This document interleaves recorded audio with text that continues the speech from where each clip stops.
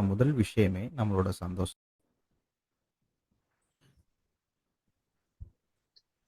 அனைவருக்கும் இனிய காலை செல்வனுக்கும் ஐயா. செல்வ வணக்கம் சார் எல்லாருக்கும். உற்சாக செல்வ வணக்கம் ஐயா.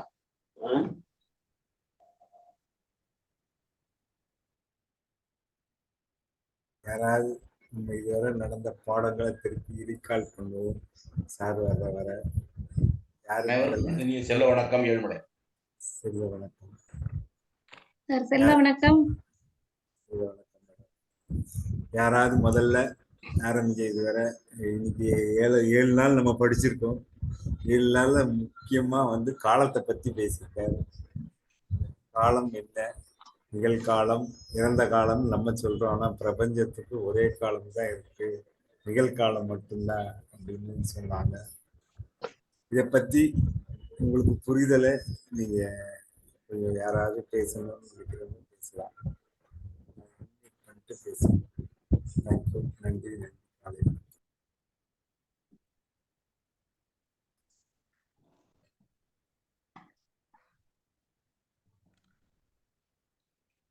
சார் பேசுறீங்களா நீங்க? Yes sir. சார் அதான் நேற்று சொன்னாரு 10ல் 1ன்னு சொல்லிட்டு ஒரு பாயிண்ட். அதாவது 10 முறை ஒரு காரியம், ஒரு டிராவல், ஒரு சேல்ஸ் ஏஜென்சி போனோம்னா 1 கிடைக்கிற வாய்ப்பு இருக்குதுன்னு சொல்லிட்டு இது ஒரு சேல்ஸ் மார்க்கெட்டிங்ல ஒரு பெரிய ஒரு விதி மாதிரி சொல்றாங்க. அதாவது நம்ம ஒரு காரியம் செய்யும் போதே பாதியிலே விட்டுறோம். அது மாதிரி விடக்கூடாது அப்படின்றதுக்காக சொல்றாரு. இது ஒன்று. அப்புறம் உங்க வீடு உங்க வாசல்ல தாண்டா உங்க வீடு வாசல்ல, அதுக்கப்புறம் அதுக்கு வேற யாரும் வர வாய்ப்பு இல்லை. ஸோ இது எல்லாத்துக்கும் என்ன சொல்ல வரேன்னா, தட் இஸ் யூனிக். அதாவது எப்படி என்னுடைய வீடு, இந்த வாசல் யூனிக்கோ, அதே மாதிரி நானும் ஒரு யூனிக்கான ஒரு பர்சன். அதாவது இது மாதிரி எல்லாத்துலயும் விதி இருக்கு, விதி விலக்கம் இருக்கு, விதி மீறலும் இருக்கு. இந்த விதி மீறலே விதி ஆயிடாது, அதே மாதிரி விதி விலக்கே விதி ஆயிடாது அப்படின்னு சொல்லிட்டு ரொம்ப அருமையா சொன்னாரு. 800 இதுக்கு உதாரணம் 800 கோடி மக்கள் இருந்தானா அந்த தம் திங்கர் எல்லாருக்குமே வேற வேற டிசைன் பண்ணிருக்காங்களே அப்படின்றது பிரஜனத்துடைய பெரிய பேராற்றலை நினைவுபடுத்துறார். நன்றியா வாய்ப்புக்கு. நீங்க சொன்னதுதான் ஒரு எல்ஐசி ஏஜென்ட் ஒரு தகவல் சொன்னார். அது மட்டும் நான் பகிர்ந்துக்கிறேன். அதாவது ஒரு 10 பேரை போய் பார்த்தீங்கன்னா 10 பேரும் பாலிசி போட்டா ஒரு அமௌண்ட் கிடைக்கும். ஆனா அது ஒரு ஆள் தான் நம்ம பாலிசி போடுவோம். நம்ம என்ன நினைச்சுக்கணுமா, அந்த பாலிசி வர்ற கமிஷன் 10 பேரும் பாலிசி போட்டதாக நினைச்சுக்கணுமா. அப்படி நினைச்சுக்கிட்டாதான் நம்ம 10 பேரை பார்த்தா இண்டு 10 100 பேர் அப்படி பெருகும் அப்படின்னு ஒரு இதா வச்சிருந்தாரு. அதை தகவலை பகிர்ந்துட்டாரு. அதை மட்டும் சொல்லுங்க. அன்பு செல்வன் சார், நீங்க சொல்லுங்க சார். இனிய காலை செல்வ வணக்கம் ஐயா. வாய்ஸ் ஆடியபிளா இருக்குங்களா? ஓகே, இருக்கு சார், பேசுங்க சார். அதாவது என்னன்னா, இது வரலும் நடந்துகிட்டு இருக்க கிளாஸ்ல முக்கியமா நீங்க சொன்ன மாதிரி கடந்த 10 நாட்கள் நம்பிக்கையை மட்டுமே ஒரு கருப்பொருளா எடுத்துக்கிட்டு அதை மட்டுமே ஐயா தான் சொல்லுவாரு, திரும்ப திரும்ப நீங்க ஒரு செயல் எடுத்துட்டீங்கன்னா அதன் மேல அழுத்தம் கொடுத்துட்டே இருக்கணும். எந்த அளவுக்கு அழுத்தம் கொடுக்குறீங்களோ அந்த அளவுக்கு வலுப்பெறும் அப்படின்னு சொல்லுவாரு. அந்த மாதிரி இப்போ நம்பிக்கை ஒரு 10 நாள் நம்பிக்கையை பார்ட்டா பிரிச்சுட்டாரு. நம்ம கேட்ட கேள்வி பதிலுக்கும் கரெக்டான பதில். அடுத்தது எண்ணிக்கை. அந்த 3 தாரக மந்திரங்களை நம்ம நோக்கி செல்றோம். ஸோ அடுத்தது இயற்கையை எப்படி இணைக்க போறாருன்றதும் பார்க்குறோம். அதுக்கடுத்து பாத்தீங்கன்னா, இது என்னன்னா திங்கிங் அவுட் ஆஃப் தி பாக்ஸ்ன்னு சொல்லுவாங்கல்ல, அந்த மாதிரி இருக்கு. இப்ப எனக்கு ரியலா ஃபீல் பண்ற மாதிரி இருக்கு. ஏன்னா நம்ம ஒண்ணு நினைச்சிட்டு இருக்கோம், மனம்னா என்ன, நம்பிக்கைனா என்ன, அந்த மாதிரி இப்ப அதுக்கு எல்லாமே ஒரு கரெக்டான ஒரு உதாரணங்களோட நமக்கு அந்த நம்பிக்கைனா என்ன. ஸோ நம்ம நினைச்சிட்டு இருக்கோம் நம்பிக்கை தான் பெருசு அப்படின்னு சொல்லிட்டு. ஆனா அந்த நம்பிக்கையில் தான் மனம் எல்லாமே தோன்றுது அப்படின்னும் போது நம்பிக்கை தான் பிரபஞ்சம்ன்றது உணர்த்திருக்காரு.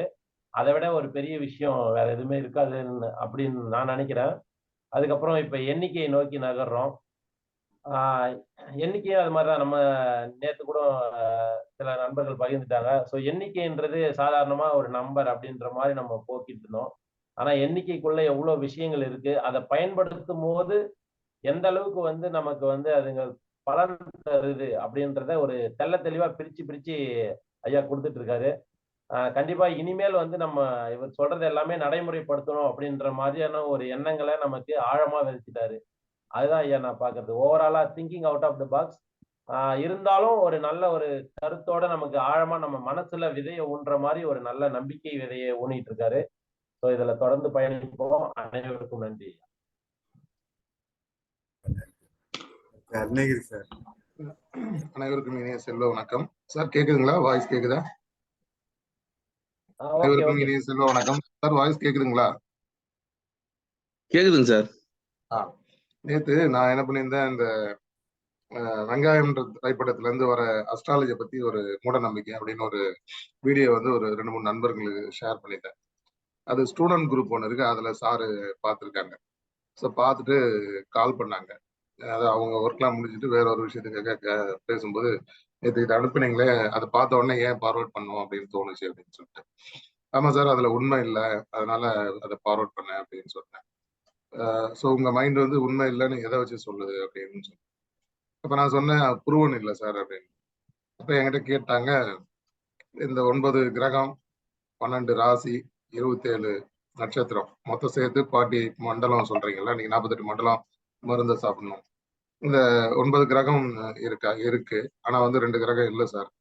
சரி, 12 ராசி சொல்றீங்களா, அது எப்படி வந்தது, எங்க இருக்கு? நட்சத்திரம் இருக்கு, வானத்துல பாக்குறீங்க. 12 ராசி எங்க இருக்கு சார், யாராவது சொல்ல முடியுமா சார் கேட்டாங்க. ஸோ அப்ப நான் என்ன சொன்னேன், தெரியல சார், உண்மையாவே எனக்கு தெரியல, அதை பத்தி ஐடியா இல்லை அப்படின்னு. அப்ப சொன்னாங்க, இந்த பூமியை வந்து 30 டிகிரி 30 டிகிரியா பிரிச்சோம்னா, ஸோ 12 3 36, ஸோ 360 டிகிரி தான் மேக்சிமம். அதுல ஒவ்வொரு அந்த 30 டிகிரியில கிடைக்கிற கோள்களும் நட்சத்திரங்களையும் நீங்க ஒரு கோலப்புள்ளி மாதிரி டாட் பண்ணீங்கன்னா, அது ஒவ்வொரு ராசிக்கும், உதாரணத்துக்கு மேச ராசினா ஆடு மாதிரி வரும். ஸோ கேன்சருக்கு வந்து அந்த நண்டு மாதிரி ஒரு சிம்பிள் வரும். அதை வச்சுதான் பேஸ் பண்ணி தான் எடுத்திருக்காங்க. இது எல்லாமே கால்குலேஷன்ல தான் பண்ணியிருக்காங்க.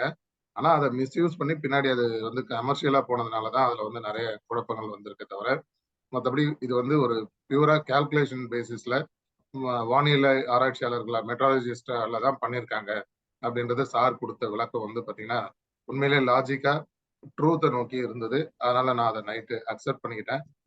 சாருக்கு வந்து தேங்க்ஸ். மற்றவங்களுக்கு இதை பகிர்ந்துக்கணும்னு தோணுச்சு, அதனால இதை பகிர்ந்துட்டேன். நன்றி சார்.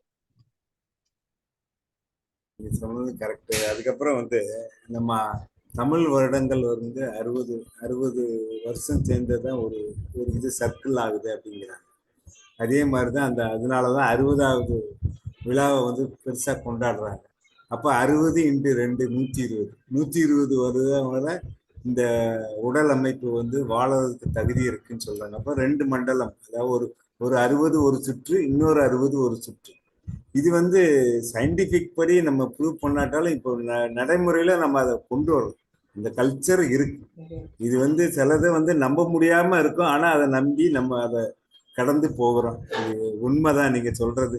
இந்த 12 கிரகம் இருக்கானா, இன்னைக்கு வந்து நீங்க சொல்ற மாதிரி ஜாதகம் அது வந்து நம்ம பழகிறத விட இன்னைக்கு வெளிநாட்டு கண்ட்ரில நீங்க சொன்னீங்களே 30 டிகிரி அவங்க ஒரு ஃபார்முலா பண்ணி ஜாதகம் பார்க்குறாங்க. அது ரொம்ப ஃபேமஸா இருக்கு. அதுல நிறைய பேர் PhD பண்றாங்க, எல்லாம் பண்ணியிருக்காங்க. இன்னைக்கு நம்ம வந்து என்னன்னா ஒரு பட்டையை போட்டு சொல்றத வந்து நம்ப மாட்டேங்கிறோம். அவ ஏசி ரூம்குள்ள வந்து சொல்லும் போது அதை நம்புறாங்க. இதான் நம்பிக்கை, அவ்வளவுதான். வேற யாராவது உங்கள் கருத்து அடுத்தது? சார் அனைவருக்கும் இனிய காலை செல்வ வணக்கம் சார். ஆமா, வணக்கம் சார், செல்வ வணக்கம் சார். சொல்லுங்க. சார் சொன்னாங்க, அதாவது நம்பிக்கையால் எண்ணிக்கை விரிவடையுது, எண்ணிக்கையால் நம்பிக்கை பலம் பெருகுதுன்னு ஒரு வார்த்தை சொல்லியிருக்காருங்க சார். நம்பிக்கையால் எண்ணிக்கை விரிவடைகிறது, எண்ணிக்கையால் நம்பிக்கை பலம் பெறுகிறதுன்னு ஒரு வார்த்தை சொன்னாருங்க. நம்ம எதை துவங்குறதா இருந்தாலும் 1ல இருந்து நம்ம தொடங்கணும்னா அந்த விஷயம் கரெக்டா நடக்குன்ற மாதிரி சொல்லியிருக்காருங்க. அப்படியே நம்ம துவங்கும் பொழுது கூட நம்மளுடைய மனம் வந்து ஒன்றி செயல்பட்டுச்சுன்னா, அந்த ஒன்றி செயல்படுதுங்கிறது அப்படின்ற வார்த்தைக்கு பேரே அவர் நம்பிக்கைன்னு சொல்றாருங்க. அந்த இடத்துலதான் நமக்கு வெற்றி கிடைக்குதுன்னு சொல்றாரு. அது 10 சக்தியா இருக்கும் பொழுது நமக்கு செயல் வடிவமா கிடைக்குதுன்னு சொல்றாருங்க. அப்ப செயலுடைய எண்ணிக்கை அதிகமானா அது நமக்கு வெற்றியில முடியும்னு சொல்றாருங்க. அந்த வரிகள்லாம் ரொம்ப நமக்கு அற்புதமா புரிஞ்சுது சார். இது வரைக்கும் தெரியாத விஷயங்களை நான் அதுல தெரிஞ்சுக்கிட்டேங்க சார். நன்றிங்க சார். அடுத்தது வேற யாராவது? சிவாயனம் அனைவருக்கும் காலை செல்வ வணக்கம் ஐயா. ஏழுமலை செல்வ வணக்கம். ஐயா, கேக்குதுங்களா? கேக்குது ஐயா, கேக்குது. மகிழ்ச்சி. இது ஐயாவோட வகுப்பை திருப்பி திரும்பி சொன்னாலும் கூட புத்தம் புது வடிவமாக தான் டெய்லி கிடைச்சிக்கிட்டே இருக்கு. நம்பிக்கையோடு எண்ணிக்கையும் எண்ணிக்கையோடு நம்பிக்கையும் சேர்வது பணம் அப்படிங்கிற ஒரு ஒரு எதை என்ன வந்தா பண்ணாலும் ஏற்கனவே சொன்ன வகுப்பில் சொன்ன மாதிரி தான் 99.9% நம்பிக்கையா ஓடி கடைசியில் இருக்கிற அந்த 1/2% வந்து இவ்வளவு கஷ்டப்பட்டோம், இனிமேல் இது நடக்கவா போகுது அப்படிங்கிற சிந்தனையோட வந்து முக்கா காலத்தில் விழுந்துட்டு வெளியே வந்துருக்கிறோம். ஆனா இப்போ ஐயா வகுப்புக்கு அப்புறம் எந்த விஷயமா இருந்தாலும் பேரனை அதட்டினாலும் சரி, பெரியவங்கிட்ட பேசினாலும் சரி, அதுல ஒரு நம்பிக்கையோட ஆழ்ந்த ஈடுபாடோட பண்ணீங்கன்னா அதுல ஒரு ரிசல்ட் நல்லா இருக்கும், அனுபவம். அது மாதிரி எதை துவங்கினாலும் ஒன்றிலிருந்து துவங்குங்கள், ஒன்றி துவங்குங்கள். அந்த வாசகத்தை பாருங்கள். ஒன்றிலிருந்து துவங்குங்கள், மனம் ஒன்றி துவங்குங்கள். எந்த விஷயத்தையும் மனம் ஒன்றி ஈடுபட்டால் மட்டும்தான் நமக்கு வெற்றி கிட்டுங்கிற விஷயங்கள். அவர் இந்த மண்டலம் அருணகிரியை கேட்ட அந்த சந்தேகங்கள், மண்டலம் என்பது 48 சரியான விஷயங்களை சரியான விளக்கம் கொடுத்துருந்தாங்க. மகிழ்ச்சி. இது வந்து தினமும் இந்த மரமண்டையில எதையாவது ஒன்றை வாரி போட்டுட்டு போற அளவுக்கு நிறைய கொடுக்குறாங்க. இந்த பணி தொடர வேண்டும். ஐயாவுக்கும் இதை கவனிக்கிற அனைவருக்கும் மனம் நிறைந்த வாழ்த்துக்கள். நன்றி. வேலு சார், நீங்க பேசுங்க. அனைவருக்கும் இனி காலை செல்வ வணக்கம். செல்வ வணக்கம் சார்.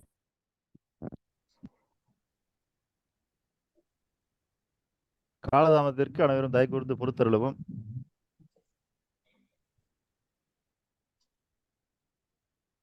கலைச்செல்வன் ஐயா இருக்காங்களா? இருக்காங்க. நீங்க காலதாமதம் வந்ததுக்காக உங்களுக்கு நன்றி சார். நன்றிங்களா? ஆமா சார். ஏன்னா அப்பதானே சார் மத்தவங்க பகிர்றதுலயும் நீங்களும் கேக்குறீங்க, நாங்களும் கேட்க முடியுது. கண்டிப்பா.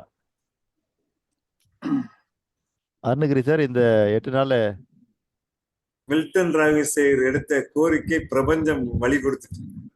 அப்படிங்களா? நன்றி.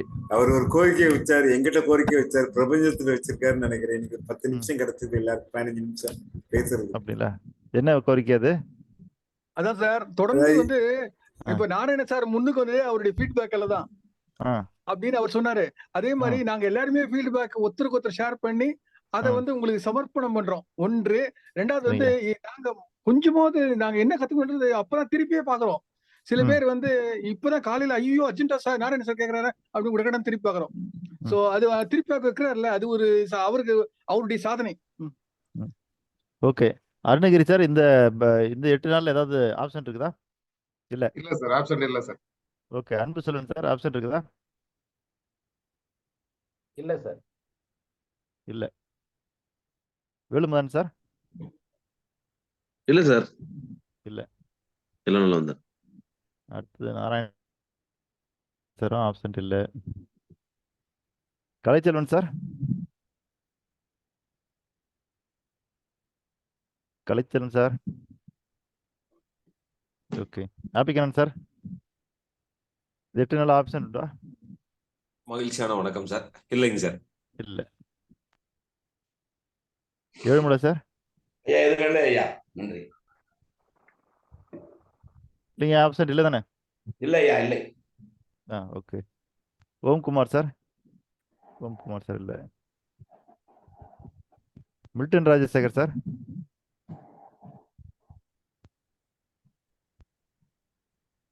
யோகானந்தம் சார்? சார் நான் ஐயா ரெண்டு நாள் ஆப்ஷன் ஐயா. என்ன இன்னைக்கு? நேற்று ஊருக்கு போயிருந்தேன், அதனால நேற்று கலந்துக்க முடியல. ட்ரெயின்ல போயிட்டு இருந்தேன். நேற்று கலந்துக்க முடியல. கலந்துக்கிட்டேன். நேற்று கலந்துக்க முடியல. அப்புறம் 1ஆம் தேதி 1ஆம் தேதி வரல. மற்ற நாள்லாம் வந்துட்டீங்க? ஆமாய்யா. சரி. திலகம் அம்மா ஏதாவது ஆப்ஷன் உண்டா? 1ஆம் தேதி மட்டும் ஆப்ஷன் இல்லையா? சார் ஆமாம் சார். சரி. மேஜர் நாராயண் சார் இன்னைக்கு வரல. ஓம்குமார் சார் வரல. பாண்டியராஜ் ஐயாவும் வந்துட்டாங்க. அடுத்தது சிவபாலன் ஐயாவும் வந்தாச்சு. கலைச்செல்வன் சார் அவரும் எல்லா நாளும் வந்துட்டாருன்னு நினைக்கிறேன். ஓகே.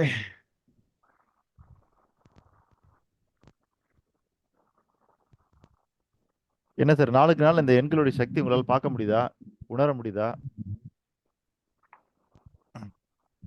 உணர முடியும் சார். உணர முடியுது. இது ஏதோ இன்னைக்கு தான் நம்ம புதுசா பார்க்குற மாதிரி பார்க்குறோம் நம்ம. ஆனா உண்மை நிலை என்னவென்றால் திருக்குறள்ல கல்விங்கிற அதிகாரத்துல 392வது குறள். அதாவது நீங்க நல்லா பார்த்தீங்கன்னா தெரியும், திருக்குறள்ல முதல் குறள்ல ஊமையா எதை எடுத்துக்கிறாருன்னா எழுத்து எடுத்துக்கிறார். அகர முதல எழுத்தெல்லாம் ஆதிபகவன் முதற்றே உலகுன்னு எழுத்த ஊமையா கொண்டு வராரு. ஆனா 392வது குறள்ல என்ன சொல்றாருன்னா, எண் என்ப ஏன எழுத்தென்ப இவ்விரண்டும் கண் என்ப வாழும் உயிர்க்கு. சரி, அதனால என்ன சார் இதுல என்ன அப்படின்னு கேட்டீங்கன்னா, அவர் முதல்ல எதை முன்னிலைப்படுத்துறாருன்னு பாருங்க. எண் என்ப, சரிங்களா? அடுத்தது எழுத்தென்பன்னு சொல்லல, எண்கள் போகத்தான் ஏனை எழுத்தென்பன்றார். அப்போ எதை முன்னிலைப்படுத்துகிறாரோ அது முக்கியத்துவம் வாய்ந்ததுன்றனால தான் முக்கிய முன்னிலைப்படுத்துறார். இந்த இடத்துல எண் அப்படின்னா என்ன அப்படின்னு கேட்டீங்கன்னா, புத்தகத்துல இருக்கிற விளக்கம் வந்துன்னா அறிவியல், சரிங்களா? அறிவியலும் மொழியும் வாழும் உயிருக்கு கண்கள் அப்படின்னு. எண் என்ப ஏன எழுத்தென்ப இவ்விரண்டும் கண் என்ப வாழும் உயிருக்கு. அவங்க அறிவியல்னு போட்டிருப்பாங்க. ஆனா நாம சொல்றது என்னன்னா, அறிவியலுடைய அடிப்படை கணிதம், கணிதத்தினுடைய அடிப்படை எண்கள். அப்போ எண்கள் இல்லாம எதுவும் இல்லை என்பதற்கான சான்று திருக்குறளே இருக்கின்றது. அப்ப அவ்வளவு முக்கியத்துவம் வாய்ந்தது. அதுவும் எப்படி சொல்ற பாருங்க, சரிங்களா?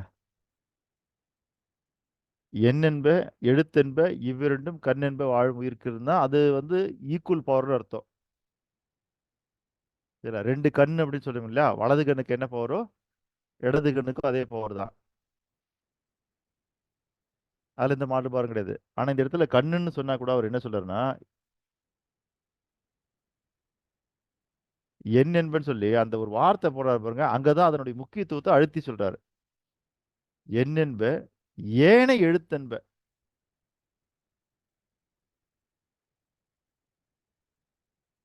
இப்போ ஒரு விஐபி ஒருத்தர் வராரு நம்ம வீட்டுக்கு. நம்ம ஏதோ கொஞ்சம் பலகாரம்லாம் வாங்கி வச்சிருக்கோம்னு வச்சுக்கோங்க. அவர் கொஞ்சம் ஆர்வமா சாப்பிட்றாருன்னா, வீட்டில் இருக்கிறவங்களுக்கோ இல்லை மற்றவங்களுக்கோ நான் சொல்றது, இருங்க அவர் சாப்பிட்டுட்டு இருக்காரு, அவர் சாப்பிட்டது போக மிச்சம் தான் மற்றவங்களாம் தர முடியும், அமைதியா இருங்க அப்படின்னுவோம். அப்படின்னா என்ன அர்த்தம்னா, அவர் சாப்பிட்டது போக அப்படின்றது தான் இந்த ஏனைய. அப்போ அவருக்கு தான் முக்கியத்துவம். அந்த முக்கியத்துவம் போக தான் அடுத்த முக்கியத்துவம் யாருக்கு? மற்றவங்களுக்கு. அதே மாதிரி இந்த இடத்துல வள்ளுவர் என்ன சொல்றேன்னா, எண் என்ப அதுக்கு உண்டான முக்கியத்துவம் போக தான் ஏனை எழுத்து என்ப இவ்விரண்டும் கண் என்ப வாழும் உயிர்க்கு. அதற்கு பிறகு அவை இயற்றிய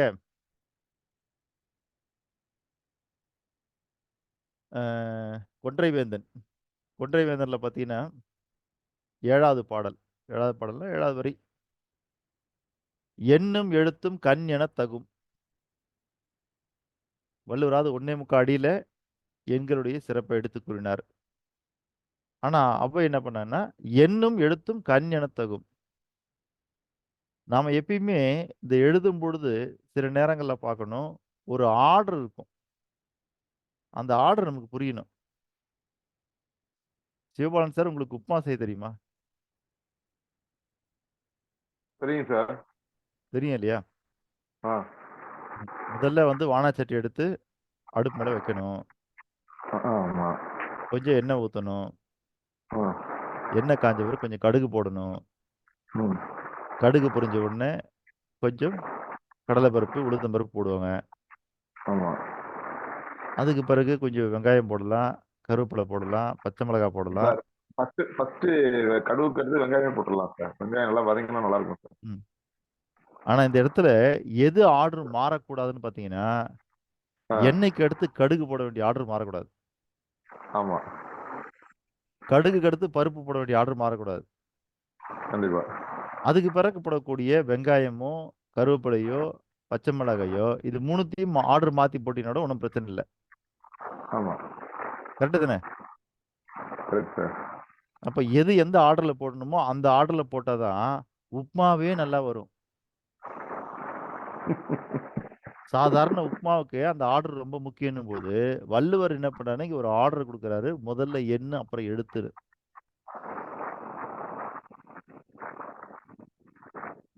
சரிங்களா? இதேதான் ஒரு பாட்டுல வரும்.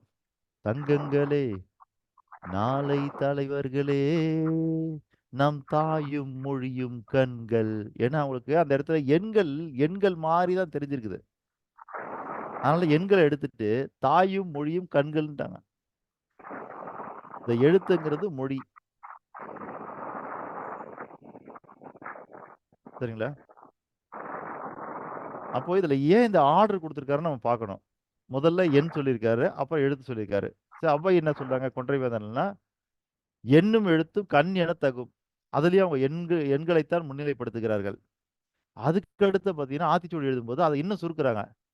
எண் எழுத்து இகழேல். அப்பயும் எதை முன்னிலைப்படுத்துறாங்கன்னா எண்களைத்தான் முன்னிலைப்படுத்துறாங்க. அப்படி எண்களை இவ்வளவு தூரம் முன்னிலைப்படுத்துவதற்கான சிறப்பு என்ன இருக்கின்றது? அது வெறும் எழுதுவதற்காக பயன்படக்கூடிய ஒன்றுதான் என்றால் அதற்கு ஏன் இவ்வளவு முக்கியத்துவம் தர வேண்டும்? யோசிச்சு பாருங்க. உங்க வாழ்க்கையில எல்லாமே ஒரு ஆர்டர்ல தான் நடக்குது. அந்த ஆர்டர் மாறுறது நமக்கு சிரமம். சரிங்களா? அப்போ இவ்வளவு முக்கியத்துவம் கொடுத்துருக்காங்க. இவ்வளவு முக்கியத்துவத்தை உணர்ந்த நம்முடைய பெரியவர்கள் என்ன சொல்றாங்கன்னா, ஒருத்தருடைய வாழ்க்கை என்பது எப்படி இருக்கும் அப்படின்னு கேட்டா எப்படி இருக்கும்? ஒருத்தருடைய வாழ்க்கை எதை பொறுத்துங்க அமையுது?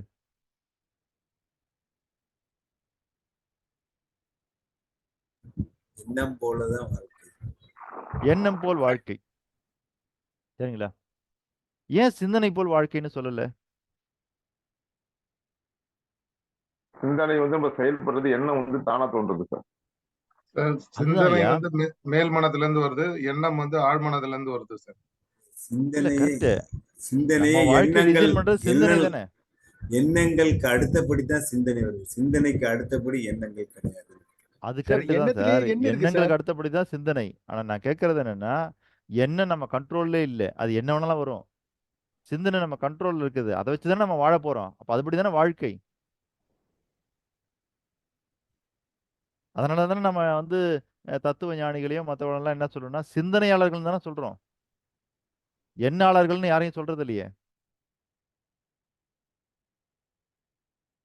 அப்ப சிந்தனை தானே முக்கியமாப்படுது. ஆனா இங்க ஏன் எண்ணம் அப்படின்னு சொல்றாங்க? சொல்லுங்க மில்டன் ராஜசேகர் ஐயா. எண்ணம்ன்ற வார்த்தையிலேயே எண்ணுன்றது ஆரம்பிக்கிற மாதிரி ஒரு இது இருக்கு சார். ஆ, சிம்பாலிசம் மாதிரி. புடிச்சிட்டா பாருங்க பாயிண்ட்.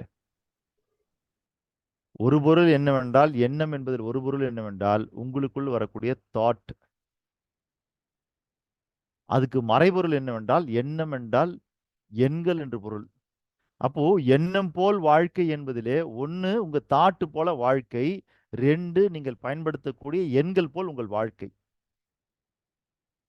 அதுதான் நான் சொல்ல வரேன். இன்னமும் கிராமங்கள்ல போனீங்கன்னா அதை பயன்படுத்துறாங்க. எண்ணம்னா எத்தனை எண்ணிக்கைன்னு பொருள். எத்தனை எண்ணம் இருக்குது, எத்தனை உருப்படி இருக்குது, எத்தனை எண்ணம் இருக்குன்னு கேட்பாங்க.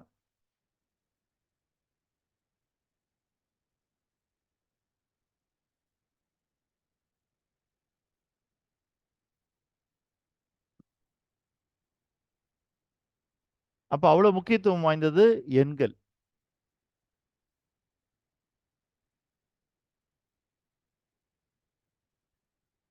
இந்த எண்களுடைய ஹை லெவல் ஃபார்மட் எதுன்னு பார்த்தீங்கன்னா டைம். இந்த எண்களுடைய ஹை லெவல் ஃபார்மட் என்ன? டைம் தான் காலமா மாறுது அப்படின்னு நம்ம பார்த்தோம் இல்லையா? அப்போ 60 வினாடிகள் சேர்ந்து 1 மணி நேரமாக ஆகிறது. 24 மணி நேரங்கள் சேர்ந்து ஒரு நாளாகிறது. அப்ப நாம சொல்றது போல 24 மணி நேரம் அப்படின்னு சொல்றோம் இல்ல, ஒரு நாள். அப்படி ஒரு நாள் அப்படின்றத எப்படி நம்ம கணக்கிடுறோம்? 24 ஹவர்ஸ்ன்றதை வச்சு கணக்கிடுறோம் ஒண்ணு. இல்ல, அதற்கான நிகழ்வு என்ன? ஒரு நாள் என்பதற்கான நிகழ்வு சூரிய உதயமும் சூரிய மறைவு. பூமி தன்னைத்தானே ஒரு இல்ல, முறை சுற்றி சூரிய உதயம் சூரிய மறைவு சொல்றது போல பூமி தன்னைத்தானே ஒரு முறை சுற்றி கொள்வதற்கான காலம்தான் ஒரு நாள். இல்ல, அப்போ இந்த நாட்கள் எல்லாம் சேர்ந்து தான் அடுத்து என்ன வாரமாக மாறுகிறது. அப்போ வாரம்னா எங்க இருக்குது அது? பூமி தன்னைத்தானே சுத்திடுச்சு, ஒரு நாள் ஆயிடுச்சு. இப்ப வாரம்ங்கிறது எங்க இருந்து வந்தது?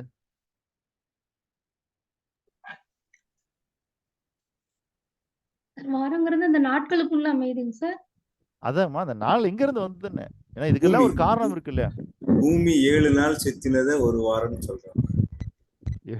அது கரெக்டு தாங்கய்யா. அந்த 7 நாள் சுத்தினதுக்கு ஏதாவது அடையாளம் இருக்குதான்னு கேக்குறேன். அது சுத்திக்கிட்டே தானே இருக்குது.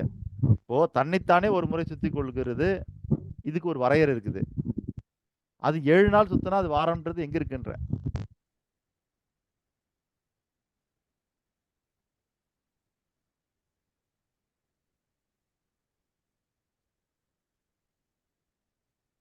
எதை வச்சு நம்ம 7 நாள்னு பிரிக்கிறோம்னு கேக்குறேன். சார் வேர்ல்டு ஃபுல்லா டிஃப்ரெண்ட் கேலண்டர்ஸ் இல்லைன்னா டிஃப்ரெண்ட் மெஷர்மெண்ட் யூஸ் பண்ணாங்க இந்த கிரகங்களையும் கோள்களையோட மூமெண்ட்டை. அதுல நாம வந்து பாபிலோனோட ரெஃபரன்ஸ் எடுத்துக்கிட்டோம் சார். இல்ல சார், அதெல்லாம் ஓகே. இப்ப நமக்கு இந்த ரெஃபரன்ஸை தாண்டி இப்ப நமக்கு அந்த வாரம்ன்றது எப்படி உருவானதுன்னு நமக்கு தெரியணும் இல்லையா? இந்த 7 கோள்களை கனெக்ட் பண்றதுக்கு 7 நாள் ஆச்சு. கரெக்ட். 7 கோள்கள் இல்ல. அதாவது அது எதை 9 அடிப்படையில் கோள்கள் இருக்கு. ஆனா 2 கோள்கள் கணக்குல கிடையாது. 7 கோள் தான் நம்ம பார்க்க முடியற மாதிரி இல்ல, இருக்கு. இன்றைய அறிவியல் சொல்றது என்னன்னா மொத்தம் 8 கோள். ஓகேங்களா? சரி, நான் இப்படி பார்ப்போம். அது என்னன்னு கேட்டீங்கன்னா வேற ஒண்ணும் இல்ல. நம்ம ஏற்கனவே சொன்ன அந்த கூற்றை நீங்க இப்ப ஞாபகப்படுத்திக்கணும்.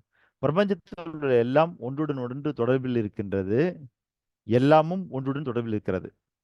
அந்த வகையில நம்முடைய முன்னோர்கள் எப்படி இதை வகுத்தாங்கன்னு கேட்டீங்கன்னா, பூமி தன்னைத்தானே ஒரு முறை சுற்றி கொள்கிறது, இது ஒரு நாள்.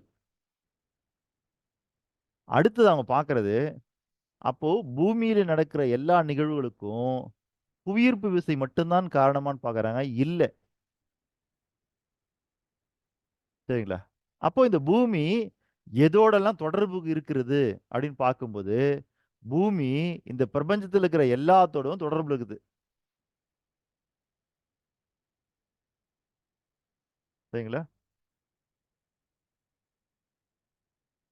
நாம பார்த்தது நம்முடைய அறிவியல் என்ன சொல்லுதுன்னா, உலகத்தில் உள்ள எல்லாமும் அணுக்களால் ஆனது.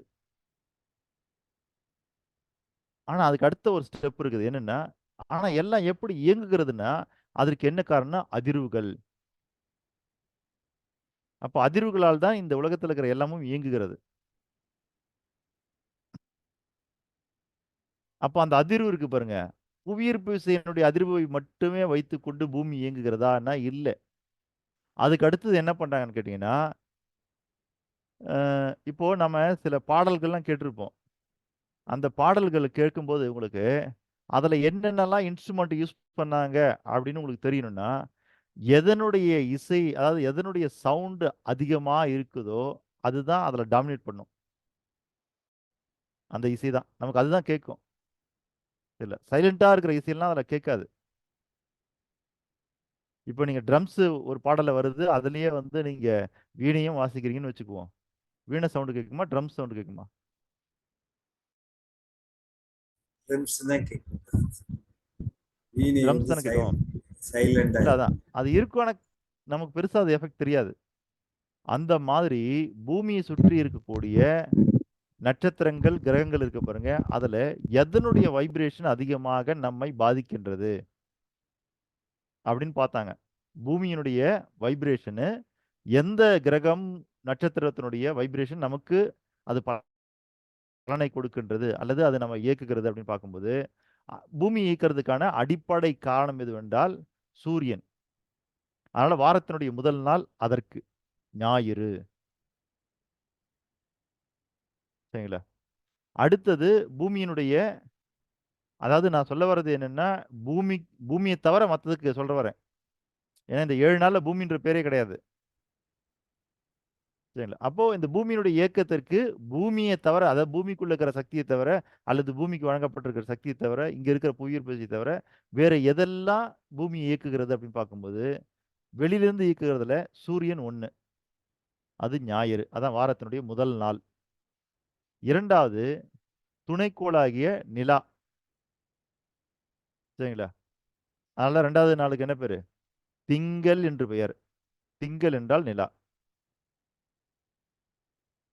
சரிங்களா? அதுக்கு அடுத்தது 3வது செவ்வாய். பூமிக்கு அருகில் உள்ள அடுத்த கிரகம் செவ்வாய். சரிங்களா? 4வது புதன். சரிங்களா? புதன். புதன் என்பது சூரியனுக்கு அருகில் உள்ள கிரகம். ஒருவேளை அந்த இடத்துல புதன் கிரகம் இல்லைன்னா பூமியில உயிர் வாழ்வது கஷ்டம். பாத்தீங்கன்னா சம்பந்தமே இல்லாம இருக்கும். சரிங்களா? நம்ம பூமியுடைய சைஸை விட புதனுடைய சைஸ் அப்படின்றது பூமி அப்படிங்கிறது 100 மடங்கா எடுத்துக்கிட்டீங்கன்னா புதன் அப்படிங்கிறது அரை மடங்கு. அதாவது பூமின்றது 100%னா புதன் அப்படிங்கிறது 0.5%. ஒண்ணு கூட இல்ல, அரை. அந்த சைஸ் தான் புதன் இருக்குது அப்படின்றாங்க. ஆனால் அது அங்க இருக்கிற காரணத்தினால்தான் சரிங்களா பூமி இது சூரியன்ல இருந்து வரக்கூடிய பூமிக்கு வரக்கூடிய அதிர்வுகள் சீராக வருகிறதாக நம்முடைய முன்னோர்கள் உணர்ந்திருக்கிறார்கள். அது அந்த இடத்துல இல்லை அப்படின்னா இன்னும் பூமியினுடைய சூரியனுடைய தாக்கம் பூமிக்கு அதிகமா இருக்குமா. அப்ப இந்த இடத்துல என்ன பண்ணணும்? 1 ஞாயிறு, 2 செவ்வாய், 2 திங்கள், 3 செவ்வாய், 4 புதன். அப்போ 3வது செவ்வாய் வரும்போது அது பூமிக்கு அடுத்து இருக்கக்கூடிய கிரகம். 4வது புதன் வரும்பொழுது அது சூரியனுக்கு அடுத்து இருக்கக்கூடிய கிரகம். சரிங்களா? அடுத்தது வியாழன்.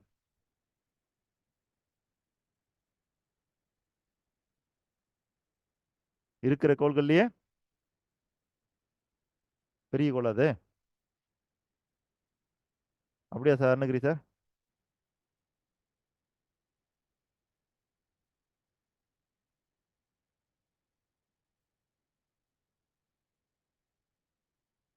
என்னாச்சு, அட்மிட் பண்ண முடியலையா?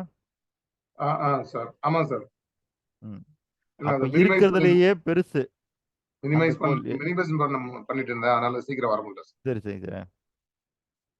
அப்போ கிட்டத்தட்ட அதிகமான நிலாக்கள் உடைய ஒரு கோள். சரிங்களா? வியாழன். நாம இன்னும் கூட மற்ற கோள்கள்லாம் விட்டுட்டு அதிகமா ஆராய்ச்சி பண்றது மார்ஸை தான். சரிங்களா? அதுக்கு ஒரு ப்ராஜெக்டே வேலை செஞ்சுட்டு இருக்குது. அது இன்னும் போயிட்டாங்களா போகலையான்னு தெரியல. மார்ஸ் 1 அப்படின்ற ஒரு ப்ராஜெக்ட் நம்முடைய எலான் மஸ்க் அவர்கள் போட்ட பிளான் தான் அது. சரி, எப்படியோ ஒண்ணு. அப்ப இங்கிருந்து வியாழன் கோளுக்கு மனிதன் குடியேற ஆசைப்படுகிறான் என்றால் வியாழனுக்கும் பூமிக்கும் தொடர்பு உண்டு. அதனால அடுத்த கிழமை அந்தனுடைய ஆதிக்கத்தில் இருக்கக்கூடிய வியாழன், அடுத்தது வெள்ளி கோளுடைய ஆதிக்கத்தில் இருக்கக்கூடிய வெள்ளி, அதுக்கு அடுத்து சனியினுடைய பவர்ல இருக்கக்கூடிய சனி. ராஜசேகர் ஐயா சொல்லுங்க. சார் மென் ஆர் ஃப்ரம் மார்ஸ்ன்னு சொல்லிட்டு நம்ம படிச்சிருக்கோம். அது அது எப்படி புத்தகம் சார் ஐயா அது. புரிஞ்சுக்கிறோம்? இல்ல அது எப்படி புரிஞ்சுக்கலாம் கேட்டேன். ஜஸ்ட் ஒரே ஒரு வரி விளக்கம் மட்டும். சரி, மார்ஸ். அப்புறம் உமன்ஸ் உமனுக்கு என்ன ஃப்ரம் சொல்றாங்க? வீனஸ். Womens from Venus. வீனஸ்னா அந்த புக்கோட நேம் சார் அது. அதுதாங்க ஐயா. வீனஸா ஆணுக்கு சுக்கிரன் வியாழன் சார்? கோள். சுக்கிரன் ஐயா. வீனஸ். புரியுதுங்களா? அவங்க என்ன சொல்ல வராங்கன்னா வேற ஒண்ணுமே இல்லை, இந்த வியாழன் கோளுக்கு உண்டான தன்மைகளை பொருந்தியவன் ஆண். சரிங்களா? வீனஸ் கோள் சுக்கிரனுக்கு உண்டான தன்மைகளை பொருந்தியவர்கள் பெண்கள். அதுதான் சொல்ல வராங்க. புரியுதுங்களா சார்? புரியுது சார். நன்றி சார். நீங்க எடுத்து அதை ஆராய்ச்சி பண்ணீங்கன்னா, வியாழன் கோளை ஆராய்ச்சி பண்ணீங்கன்னா அதுக்கும் சரிங்களா சுக்கிரன் சொல்லக்கூடிய வீனஸ்க்கும் என்ன இடைவெளி இருக்கிறது, அது உருவத்துல, அதனுடைய பலத்துல, அது செயல்படுற விதத்தெல்லாம் பார்க்கும்போது இது அப்படியே இங்கேயும் பொருந்தும் அப்படின்னு சொல்றதுக்காகத்தான்.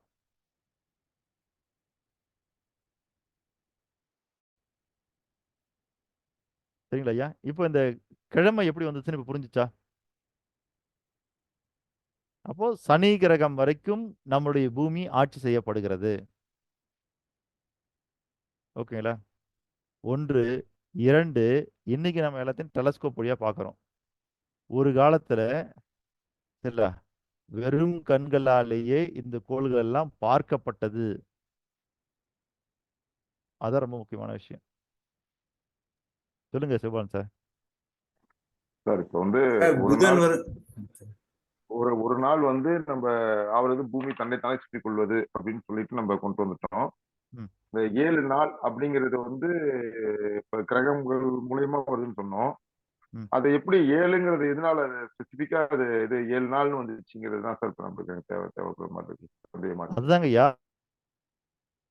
யாத்துல வெறும் கண்ணாலே பார்க்கும்போது இந்த கிரகங்கள்லாம் பிரதிபலிச்சிருக்குது. சூரியனுடைய ஒளியை பிரதிபலிச்சிருக்குது. அதை பார்த்துருக்காங்க. ம், ம், ம், ம், ம், சரிங்களா? ம். அந்த 7 கிரகங்கள் பிரதிபலிக்கிறத அவங்க கணிச்சு தான் அதை போட்டிருக்காங்கங்கிறீங்க. பிரதிபலிச்சிருக்குது.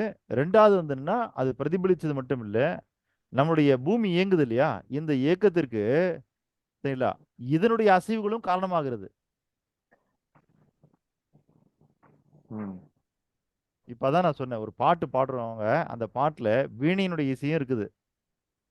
ம். சரிங்களா? ட்ரம்ஸினுடைய இசையும் இருக்குதுன்னா எது டாமினேட் பண்ணும்?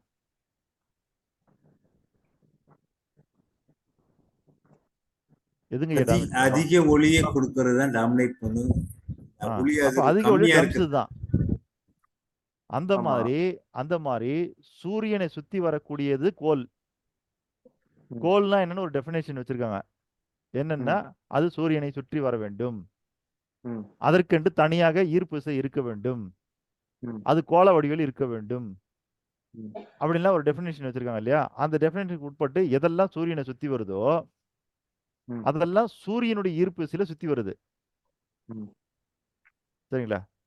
ம். அதே மாதிரி தான் நம்முடைய பூமியும் சுத்தி வருது அப்படின்னு சொல்றாங்க. ஆனா இதுல என்ன விஷயம்னா, அப்போ சூரியனுடைய ஈர்ப்பு விசையில பூமி இயங்குது. பூமியினுடைய ஈர்ப்பு விசையில பூமிக்குள்ள இருக்கிறதெல்லாம் இயங்குது. அதெல்லாம் ஓகே. ஆனா இதுல என்ன சொல்றாங்கன்னா, சூரியனை சுத்தி வரக்கூடிய மற்ற கோள்களில் இருந்தும் அதனுடைய அதிர்வுகள் நம்முடைய பூமியை கண்ட்ரோல் செய்கிறது. புரியுதுங்களா? இதை வச்சு தான் இப்ப என்னங்க ஐயா? ஒண்ணும் இல்ல. அந்த 7 அப்படிங்கிறது தான் எனக்கு இந்த இடத்துல கரெக்டா 7 நாள்னு சொல்றீங்க. 7ன்னு ஒரு வாரங்கிறது 7 நாள் வச்சிருக்கோம்ல. அது ஏன் அது 7ங்கிறது ஆமாங்க ஐயா. ஸ்பெசிஃபிக்கா வந்துச்சுங்க?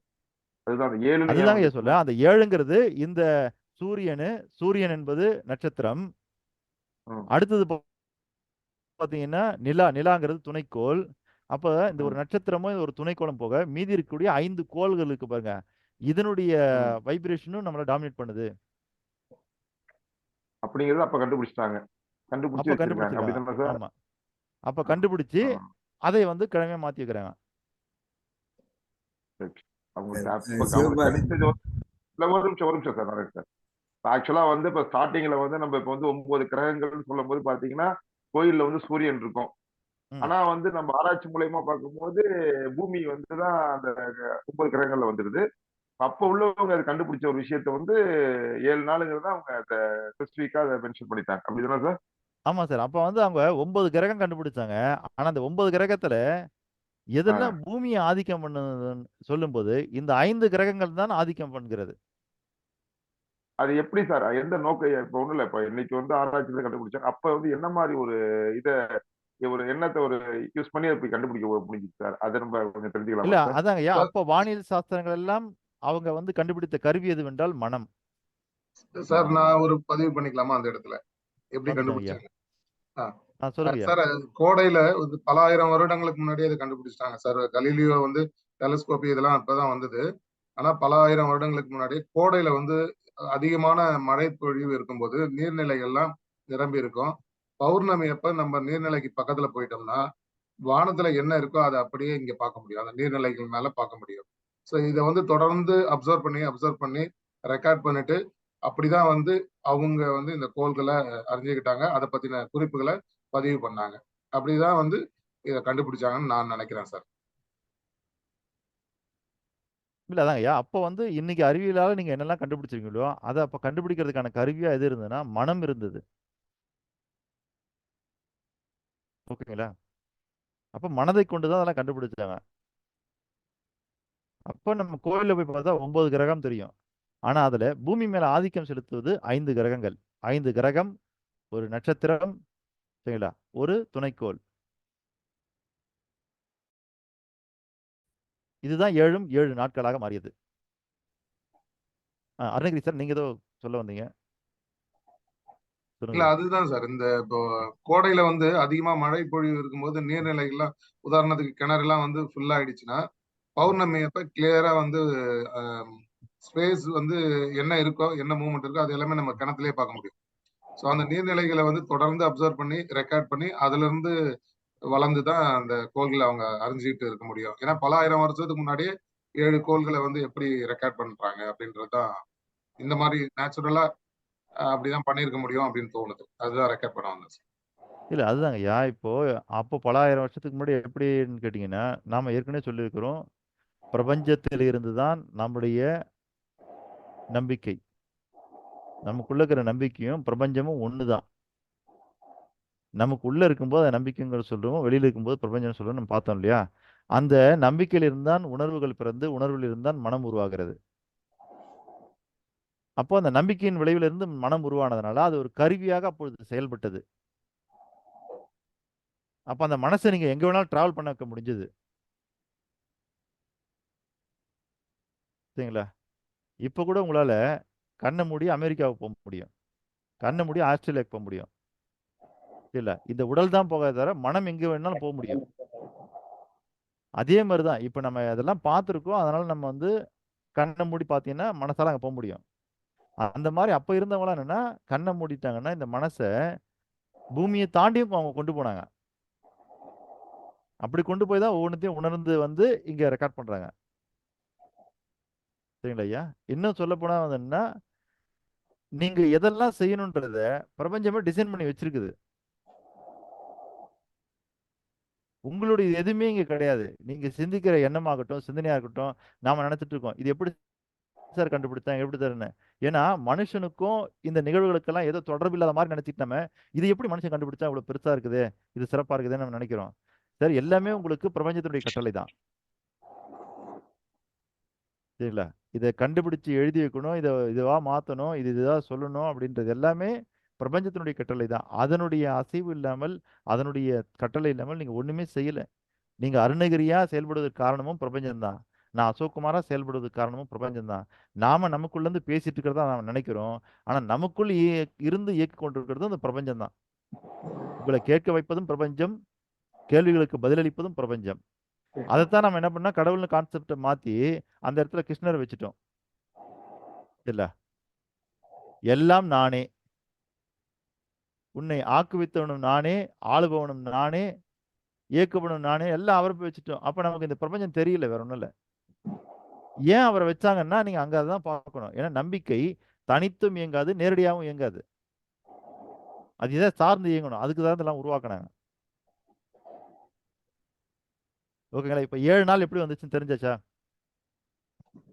அடுத்தது நம்ம, ஏன்னா இப்ப நமக்கு இருக்கிற நிகழ்வுகள்ல நாள் பொறுத்த வரைக்கும் பூமி தன்னைத்தானே சுத்திட்டு வர்றது ஒரு நாள். வருஷம் அப்படின்னா சூரியனை ஒரு முறை சுத்தி வர்றது வருஷம். இது ரெண்டுத்துக்கும் நமக்கு அங்க ரெக்கார்டு இருக்குது. இதுல வாரத்துக்கு தான் இல்லாம இருந்து இப்ப உங்களுக்கு சொல்லிட்டேன். அடுத்து மாசம், இல்ல அடிக்கடி நம்ம அருணகிரி ஐயா சொல்லுவாங்க 10 மாசம் இருந்தது 12 மாசமா ஆக்கிட்டாங்கன்னு. கரெக்டு தானே சார்? சரி, அப்படி இருக்கும்போது தமிழ் மாதங்களை யார் 12 ஆக்கினது? சார் ஒரே ஒரு சந்தேகத்தோட கேட்டுக்கலாம் சார். இந்த பூமி வந்து ஒரு வருஷம் சுத்துன்னு சொல்றோம்ல சார். இப்போ ஒரு மதத்திலையும் ஒரு சமயத்திலையும் ஒரு மாதங்கள் வச்சிருக்காங்க. இப்ப இங்கிலீஷ்ல ஜனவரி, சித்திரை, இஸ்லாத்துல ஒரு மாதங்கள் வச்சிருக்காங்க வச்சுங்களேன். அது எதை நம்ம அடிப்படையா எடுத்துக்கிறது சார்? இல்ல அதான் சொல்லிடுறேன், அதுக்கு தான் சொல்ல வரேன். Right sir, right sir. Okay, சரிங்களா? இருங்க, யோகானந்தம் சார் சொல்லுங்க. இந்த 5 கோள் பூமி ஆளுதுனீங்களே, அது என்னென்ன கோளுங்கய்யா? அதாங்க ஐயா, சூரியனையும் நிலாவையும் தவிர மற்றதெல்லாம் 5 கோள். வாரத்துல 7 நாள் இருக்குல்ல, 7 நாள்ல ஞாயிறு திங்கள் விட்டுட்டீங்கன்னா மத்த எல்லாம் கோள் தான். சரிங்க சார். செவ்வாய் கோள், புதன் கோள், வியாழன் கோள், வெள்ளி கோள், சனி கோள், அவ்வளவுதான் 5 கோள். சரிங்க சார். எல்லாம் கோள்கள் பேர்ல வச்சிருக்காங்க பாருங்க. அதுதான் சிறப்பு. வாரத்தினுடைய பேர் என்னங்கன்னா அந்த கோள்கள் பேர்ல இருக்குது, சூரியனுடைய பேர்ல இருக்குது, நிலாவுடைய பேர்ல இருக்குது. ஆமாங்க. Correct correct. புரிஞ்சுதுங்களா? நல்லது ஓகே. நல்லது. அடுத்தது நாம இதை பார்க்க போறது அருணகிரி ஐயா சார் சொல்லுவாங்க. ஒரு நிமிஷம். ஆ. சார் சார் கொஞ்சம் ஒரு நிமிஷம் முன்னாடி சொன்னீங்க, அது உள்ளே நம்பிக்கை வெளியே பிரபஞ்சம், அப்புறம் வந்து மையம் மனம் அப்படி சொல்லாமா சார்? இல்ல நம்ம பொதுவா அதை மனம்னு சொல்றோம். அதுக்கு பிறகு அதை பிரிக்கிறோம் நம்ம. மைய மனம், விழிப்பு மனம்லாம். இல்ல விஷயம் என்னன்னா, இப்போ இது ஒரு ஏற்கனவே சொல்லியிருக்கீங்க, இருந்தாலும் அத ஒரு இது பண்ணீங்க. அதாவது வந்து ஒரு பஞ்ச் மாதிரி சொன்னீங்க. நம்ம உள்ள இருக்கிற நம்பிக்கை, இல்ல வெளியே இது இருக்கிற பஞ்சு பிரபஞ்சம். மாதிரிலாம் அப்படி. சொல்லல. இது தனி பாடமாவே நடத்தினேன். சரிங்க சார், சரிங்க இல்ல சார். இல்ல வெளியில அந்த இருக்கிற அந்த அந்த பிரபஞ்சம் இருங்க ஐயா. வெளியில இருக்கிற பிரபஞ்சத்துல இருந்து தான் எல்லாம் உருவாயிட்டு வந்தது. சரிங்க சார். பிரபஞ்சத்துல இருந்து தான் இந்த பேரண்டம், அண்டம், பால்வெளி மண்டலம், சூரிய குடும்பம், சூரியன், அதுல இருக்கிற கோள்கள், அதுல இருக்கிற துணைக்கோள்கள் எல்லாமே பிரபஞ்சத்துல இருந்து தான் உருவானது. S sir, yes sir. சரிங்களா? அப்படி உருவானதுல பூமி தோன்றி, பூமியில வந்து பல வகையான பொருட்கள் எல்லாம் தோன்றி, அதுல உயிர் தோன்றி, அந்த உயிர் பரிணாம வளர்ச்சியெல்லாம் அடைஞ்சு, அதுல மனிதன் தோன்றி, சரிங்களா? மனிதனுக்குள்ள மனம்னு ஒண்ணு தோன்றுகிறது.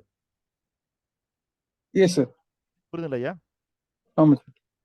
இப்ப அதுதான் சொல்ல வந்தேன் நானு. அப்போ அதே பிரபஞ்சம் தான். வெளியில இருந்து பிரபஞ்சம் எல்லாத்தையும் உருவாக்குச்சு பாருங்க. அதே பிரபஞ்சம் தான் மனிதனை உருப்பொருளாக உருவாக்கி வைத்துவிட்டு, அவனுக்குள்ள அதனுடைய சக்தியை கருப்பொருளாக கொடுக்கிறது. அதுதான் மனம். S sir, yes sir. சரிங்களா? ம். அதாவது என்னன்னா, அந்த மனம் எப்படி உருவானதுன்னு நம்ம ஒரு நாள் சொன்னோம். ஆமா நம்பிக்கை சார். தான் பேஸ். அதுக்கு முன்னாடி அது எதுவும் கிடையாது. எப்படி பிரபஞ்சத்துக்கு முன்னாடி எதுவுமே இல்லையோ, அந்த மாரி உங்களுக்குள்ள இருக்கிற கருப்பொருள்கள, இதுக்கு முன்னாடி இல்ல அப்படின்னு சொல்றதுக்கு என்ன இருக்குன்னு கேட்டீங்கன்னா, நம்பிக்கை தான். அதுக்கு முன்னாடி இல்ல எதுவும். அப்ப நம்பிக்கை தான் என்னன்னா, உணர்வுகளாக மாறி, உணர்வுகள் குவிக்கப்பட்டு மனமாக மாறுகிறது. ஏன்னா மனிதனுடைய பயன்பாட்டுக்கு ஒரு கருவி வேணும். அந்த கருவியாக மனம் செய்யப்படுகிறது. S sir, yes sir. சரிங்களா ஐயா? இந்த இடத்துல இந்த நம்பிக்கை இருக்கு பாருங்க. இந்த நம்பிக்கையை நீங்க அப்படியே எப்படி ஒத்து பார்க்கணும் அப்படின்னு கேட்டீங்கன்னா, எப்படி பிரபஞ்சம் அப்படிங்கிற ஒன்றிலிருந்து பேரண்டம், அண்டம், பால்வெளி மண்டலம், சூரிய குடும்பம், சூரியன், கோள்கள், துணைக்கோள்கள் இதெல்லாம் உருவாகி இருக்கின்றதோ, அதே போல மனிதனிடமிருந்து உருவாகக்கூடிய அத்தனையுமே அடிப்படை எதுன்னா நம்பிக்கை. சரிங்களா? இது எப்படி நீங்க ஒத்து பார்க்கறது அப்படின்னா, வெளியில இருந்தா அதுக்கு பேர் பிரபஞ்சம். நமக்கு உள்ள இருக்கிறனால நம்ம அதை தனியா பிரிச்சு காமிக்கிறதுக்காக என்ன பண்ணோம், நம்பிக்கைன்னு சொல்றோம். சரிங்களா? நான் அதை கூட நான் பல தடவை சொல்லியிருக்கேன். என்னன்னா, வெளியே பறந்து விரிந்து இருக்கக்கூடிய நம்பிக்கைக்கு பெயர் பிரபஞ்சம். நமக்கு உள்ளே பறந்து விரிந்து இருக்கக்கூடிய பிரபஞ்சத்திற்கு பெயர் நம்பிக்கை. இதுக்கு உதாரணமா நான் பலூன் கூட சொன்னேன். நீங்க பலூன் ஊதுனீங்கன்னா உள்ளேயும் காத்து தான் இருக்குது, வெளியும் காத்து தான் இருக்குது. ஆனா உள்ள இருக்கிற காத்து தான் நமக்கு வடிவத்தை காட்டும். அதே மாதிரிதான் ஒரு மனிதனுக்குள்ள இருக்கிற நம்பிக்கையை தான் நம்ம வந்து ஒரு வடிவமா பார்க்க முடியும். வெளியில இருக்கிற பிரபஞ்சம் பெருசு. இதெல்லாம் நம்ம ஏற்கனவே பாடம் நடத்தினது தான். S sir, yes sir. கொஞ்சம் ரிப்பீட் ஆகும்போது தான் கொஞ்சம் உள்ள போகுது சார். கொஞ்சம் கொஞ்சமா தான் உள்ள போகுது. நன்றிங்க. நன்றி சார். Thanks sir. இல்லைங்க, அது கொஞ்சம் கொஞ்சமா உள்ள போகணும் தான் நான் 10 நாளா கிளாஸ் வச்சிருக்கேன். இல்லைன்னா 10 நிமிஷத்துக்கு ஒரு கிளாஸ் வச்சு முடிச்சு போயிடுவேன்.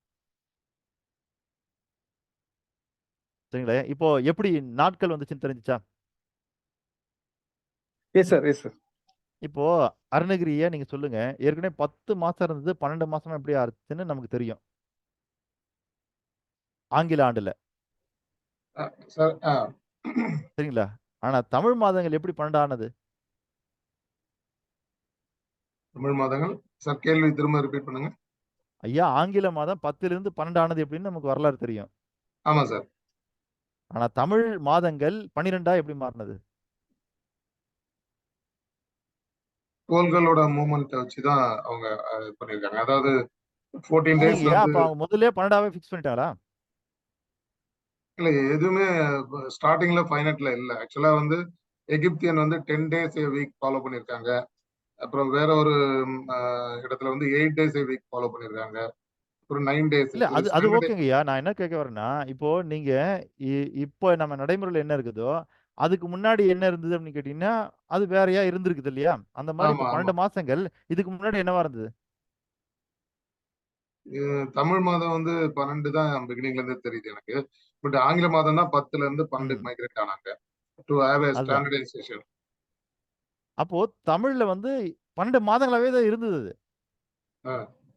இதுதான் அவங்க கால சூழ்நிலைக்கு ஏத்தாப்புல அந்த 12 மாதங்கள் மாறிது. 4 மாதம் ஒவ்வொரு காலநிலை கால அதெல்லாம் சூழ்நிலை. ஓகேங்கய்யா, அதெல்லாம் ஓகே. இப்ப நமக்கு என்ன இப்ப தெரியணும்னா, அடுத்து இப்ப வாரம் எப்படி வந்துச்சு நம்ம தெரிஞ்சுக்கிட்டு இப்ப ஸ்ட்ராங்கா இருக்கோம் அதுல. ம். இப்ப அடுத்து மாசம் எப்படி வந்துச்சு? பூமி வந்து சூரியனை முழுமையா சுத்தி வர அந்த டைம் பீரியட் தான் வந்து வருடமா? ஆமாங்கய்யா, அது வருடமா கணக்கு பண்றோம். இப்ப அது ஆ. சுத்தி வரும்போது என்ன இது ஒரு மாசம் அப்படின்னு பிரிக்கிறோமே, எப்படி பிரிக்கிறது அது? அதாவது 15 நாள் அமாவாசை, 15 நாள் பௌர்ணமி, அதை சேர்ந்தா ஒரு மாதம். துணைக்கோள் அதான் 30 நாள். இல்லைங்கய்யா, ஆக்சுவலா வந்து 30 நாளே கிடையாது. நீங்க நல்லா ஒத்து கவனிச்சீங்கன்னா தெரியும். 28 நாள் தான் வரும். 12 நட்சத்திரங்கள் ஐயா. 29 நாள் கணக்கு வருங்க. 14 ஐயா 12 நட்சத்திரங்களை வச்சு 12 மாதங்கள் உருவானதா? 12 நட்சத்திரங்களை வைத்து 12 27 மாதங்கள் நட்சத்திரம். பிரிக்கப்படவில்லை. 12 நட்சத்திரம் கிடையாது, 27 நட்சத்திரம். நட்சத்திரம் 27. 12 ராசிகள், சாரி, 12 ராசிகள். ராசிகள் 12 ராசிகள் வச்சு ஐயா பௌர்ணமி வச்ச ஒவ்வொரு மாதம் வருது, தமிழ் மாதம் ஒவ்வொரு மாதம். அதுல 30 நாளே கிடையாது. அது போல அதுதான் சொல்லிட்டு வரேன். நீங்க பௌர்ணமிக்கும் அமாவாசைக்கும் நடுவில் இருக்கிற நாட்கள் 14 நாட்கள். சார் அந்த 360 வந்து 30 பிரிக்க சொன்னீங்களா? அப்படி பிரிச்சு 12 மாசம் வந்ததுங்களா? அதுதாங்க ஐயா, கண்டுபிடிச்சிட்டீங்க. அதாவது நீங்க நம்ம பூமியை சுத்தி நீங்க எடுத்துக்கிட்டீங்கன்னா, டிகிரியில் எடுத்தீங்கன்னா 360 டிகிரி நம்ம சொல்றோம் இல்லையா, 360 டிகிரி. அதில் நம்முடைய முன்னோர்கள் என்ன பண்ணாங்கன்னா, அந்த 360 டிகிரிய எந்த வைப்ரேஷன் அதிகமாக இருக்கின்றது அப்படின்னு அவங்க பார்க்குறாங்க. அப்படி பார்த்ததுல 30 டிகிரியா அதை கட் பண்றாங்க. 360. பூமியை சுத்தி எத்தனை டிகிரி? மொத்தம் 360 டிகிரி. அந்த 360 டிகிரிய 30 டிகிரியா பிரிக்கிறாங்க. புரியுதுங்களா? பிரிச்சுதான் அதை என்ன பண்றாங்கன்னு கேட்டீங்கன்னா, அதை பார்க்குறாங்க. அதை எதுக்காக அதை பிரிக்கிறாங்கன்னு கேட்டீங்கன்னா, அந்த 30 டிகிரியில் இருக்கக்கூடிய அந்த நட்சத்திர கூட்டங்கள், கோள்களுடைய கூட்டங்கள், அதனுடைய வைப்ரேஷனுக்கு பாருங்க, அதுவும் நம்மளை பாதிக்குது. அதுக்கு முன்னாடி வரைக்கும் என்ன பார்த்தாங்கன்னா, பூமிக்குள்ள இருக்கிறது பூமியோட ஈர்ப்பு விசையிலன்னு. அப்புறம் பார்த்தது இல்ல நம்மளை சுத்தி வர நிலாவினாலையும் பூமி இயங்கிட்டு இருக்குதுன்னு பார்த்தாங்க. அதுக்கு அடுத்து பார்த்தா சூரியனாலும் இயங்குதுன்னு பார்த்தாங்க. அதுக்கு அடுத்து சுத்தி இருக்கிற கோள்களாலும் இயங்குதுன்னு பார்த்தாங்க. அதுக்கடுத்து உத்து பார்த்தா தெரிஞ்சது விஷயம் என்னன்னா, இல்ல நம்ம கண்ணுக்கே தெரியாம எங்கேயோ இருக்கிற கூட்டமா இருக்கு பாருங்க, அந்த கூட்டமும் பூமியினுடைய அசைவுக்கு அதனுடைய அதிர்வுகள் பயன்படுகிறது, இயக்குகிறது அப்படின்னு பார்த்தாங்க. அப்படி இந்த பூமியை சுத்தி 360 டிகிரி இருக்கு பாருங்க, அந்த 360 டிகிரி, அந்த 1 டிகிரி இருக்கு பாருங்க, அந்த 1 டிகிரி தான் ஒரு நாள்.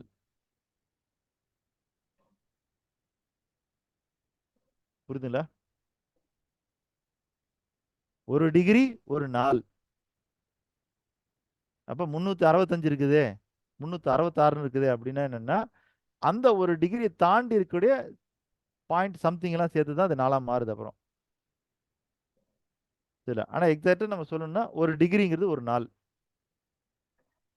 அப்படி அந்த டிகிரிய 1 degree, 2 degree, 3 degree, 4 degree, 5 degree, 6 டிகிரியா சேர்த்துக்கிட்டே வந்தா எப்போ ஒரு பெரிய அளவுக்கு கால மாற்றம் ஏற்படுகிறதுனா, 30 டிகிரியை கடக்கும் பொழுது என்ன ஆகுதுன்னா, பூமிக்குள்ளர கால மாற்றம் ஏற்படுகிறது. ஒரு டிகிரி ஆட் பண்ணிட்டே வந்தீங்கன்னா 15 டிகிரியில மாற்றம் இருக்குதா? பெரிய மாற்றம் இல்லை. 16 டிகிரியில மாற்றம் இருக்கா? இல்லை. அப்படி பார்த்துட்டு இருக்கும்போது 30 டிகிரி கிராஸ் பண்ணும்போது அது ஒரு பெரிய மாற்றத்தை கொடுக்குது. அதனால ஒரு மாற்றத்திலிருந்து இன்னொரு மாற்றத்திற்கு போகும்போது 31 டிகிரி போகும்போது அது ஒரு மாற்றம் அடைகிறதுனால இதை தனியா செப்பரேட்டா காட்டணும்னு ஆசைப்பட்டாங்க. அதுதான் மாதம். அப்போ 31 டிகிரியிலிருந்து 60 டிகிரி வரைக்கும் பார்த்தீங்கன்னா அது ஒரே மாதிரி இருக்குது.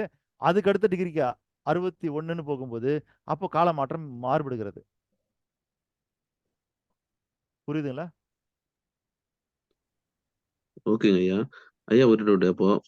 அப்போ சில மாசங்கள்ல 32 நாள் வருது. இப்போ ஆடியில 32 நாள் வருது. அதுதாங்க ஐயா சொன்னேன். இந்த 1 டிகிரி அப்படிங்கிறது எக்ஸாக்டா இல்ல, கொஞ்சம் பாயிண்ட் சம்திங் பாயிண்ட்ல வருது இருக்குன்னு இல்லையா, சொன்னீங்க. அதெல்லாம் சரி, ஏதோ ஒரு ஓகே. இடத்துல ஆட் பண்ணும்ல. புரியுது. ஓகேங்க. நம்ம இப்ப ரவுண்ட் பண்றோம் இல்லையா, சார் ஆ இந்த ஓகேங்க ஐயா ஒரு புரிஞ்சுச்சு. வருடமும் வந்து 365 நாட்கள் 5 மணி நேரம் 46 நிமிடங்கள் 48 வினாடிகள். அது அப்படி கொஞ்சம் ட்ரிப்ட் ஆயிட்டே போகுது. அந்த ட்ரிப்டும் அதான் வந்து மெஷர் பண்றாங்க சயின்டிஸ்ட். இப்போ இதை மொத்தமா பார்க்கும்போது தான் 5 நாள் சம்திங் சம்திங் சம்திங் உங்களுக்கு தெரியுது. ஒரு நாள் அப்படிங்கிறது எக்ஸாக்டா 24 ஹவர்ஸ் ஆனா இல்ல. அதுல கொஞ்சம் சில்லறை நிக்குது. லைட்டா ட்ரிப்ட் ஆயிட்டே இருக்கு. எவ்ரி மூமெண்ட் ட்ரிப்ட் ஆகுது. இப்போ நீங்க கூட்டுறீங்கன்னு வச்சுங்க, ஒரு கூட்டுறீங்க, பணம் கூட்டுறீங்கன்னு வச்சுங்க, அப்போ நம்ம என்ன பண்ணோம், அதை நியரஸ்ட் ரவுண்ட் பண்ணுவோம். இப்போ மொத்தமா எவ்வளவு வருதுன்னு பாத்தீங்கன்னா, சரிங்களா, 1036 ரூபாய், 1036 ரூபாய் 15 காசுன்னு வருதுன்னு வச்சுக்குவோம். நீங்க இந்த 5 காசு விட்டுருவீங்க, அது பெரிய எஃபெக்ட் இல்ல. புரியுதுங்களா? 1036 தான் முக்கியம் நமக்கு. அது ஒரு 50 காசா இருந்தா கூட பரவாயில்ல. ஆனா நம்ம இப்ப என்ன பண்றோம்னா, கவர்மெண்ட் வச்சிருக்கிற கணக்கு 50 காசுக்கு உள்ள இருந்ததுன்னா அதை கழிச்சிட்டு ரவுண்ட் பண்ணிக்க. 50 காசுக்கு மேல இருந்தா அதை ரூபாயா மாத்தி ரவுண்ட் பண்ணிக்க அப்படின்னு சொல்றாங்க.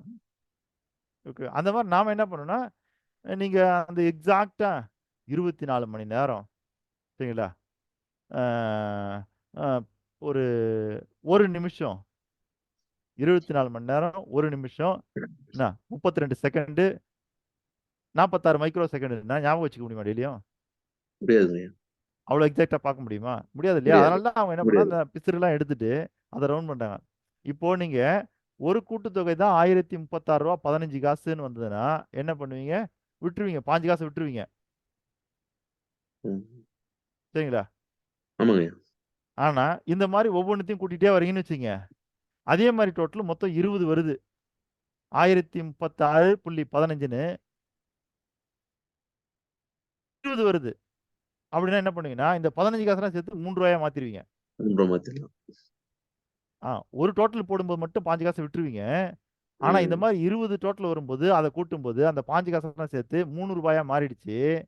இப்போ அதை விடுவீங்களான்னா 3 ரூபா உள்ள போயிடும். சரிங்களா? அதே புரியுதுங்க. மாதிரி தான் இங்கேயும் கணக்கு.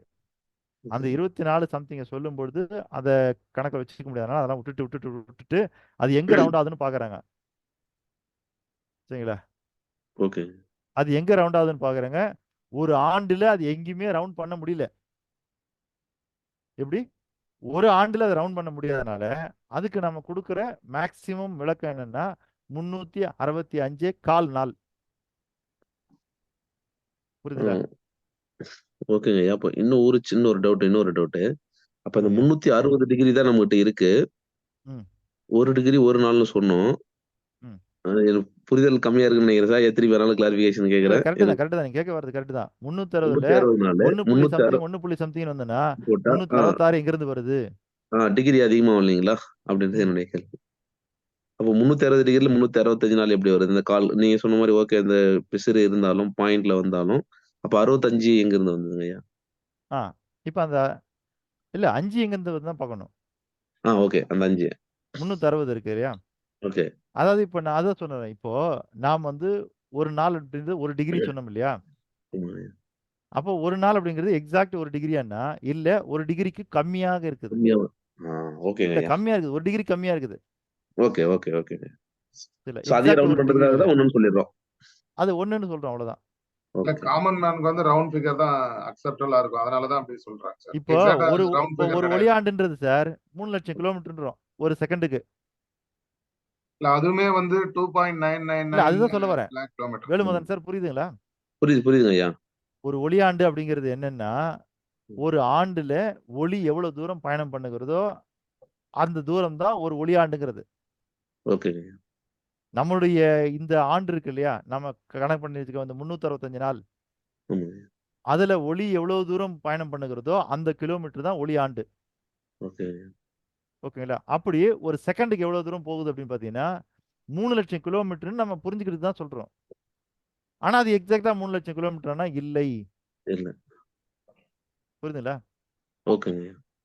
அந்த மாதிரி தான் இப்போ இந்த பிரபஞ்சம் தோன்றி எவ்வளவு நாள் ஆகுதுன்னு கேட்டீங்கன்னா 1400 கோடி ஆண்டு ஆகுறதுன்னு ஒரு ரவுண்ட் ஃபிகர் சொல்றோம் அவ்வளவுதான். ஓகே. சரி.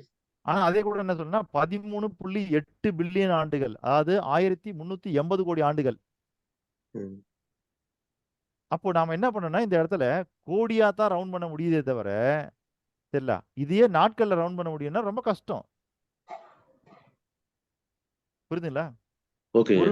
ஒருவேளை இப்படி கூட இருந்திருக்கலாம். பிரபஞ்சம் தோன்றி 1378 கோடியே 98 லட்சத்தி சரிங்களா 47,324 வருஷத்து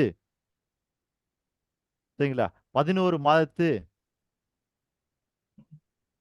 புரியுதுங்களா? ஞாபகம் வச்சுக்கூடாதுங்க ஐயா. 11 மாதத்து 4 நாலு 3 மணி நேரம் 24 செகண்டு 10 மைக்ரோ செகண்ட் இருந்ததுன்னா எப்படி கண்டுபிடிப்பீங்க?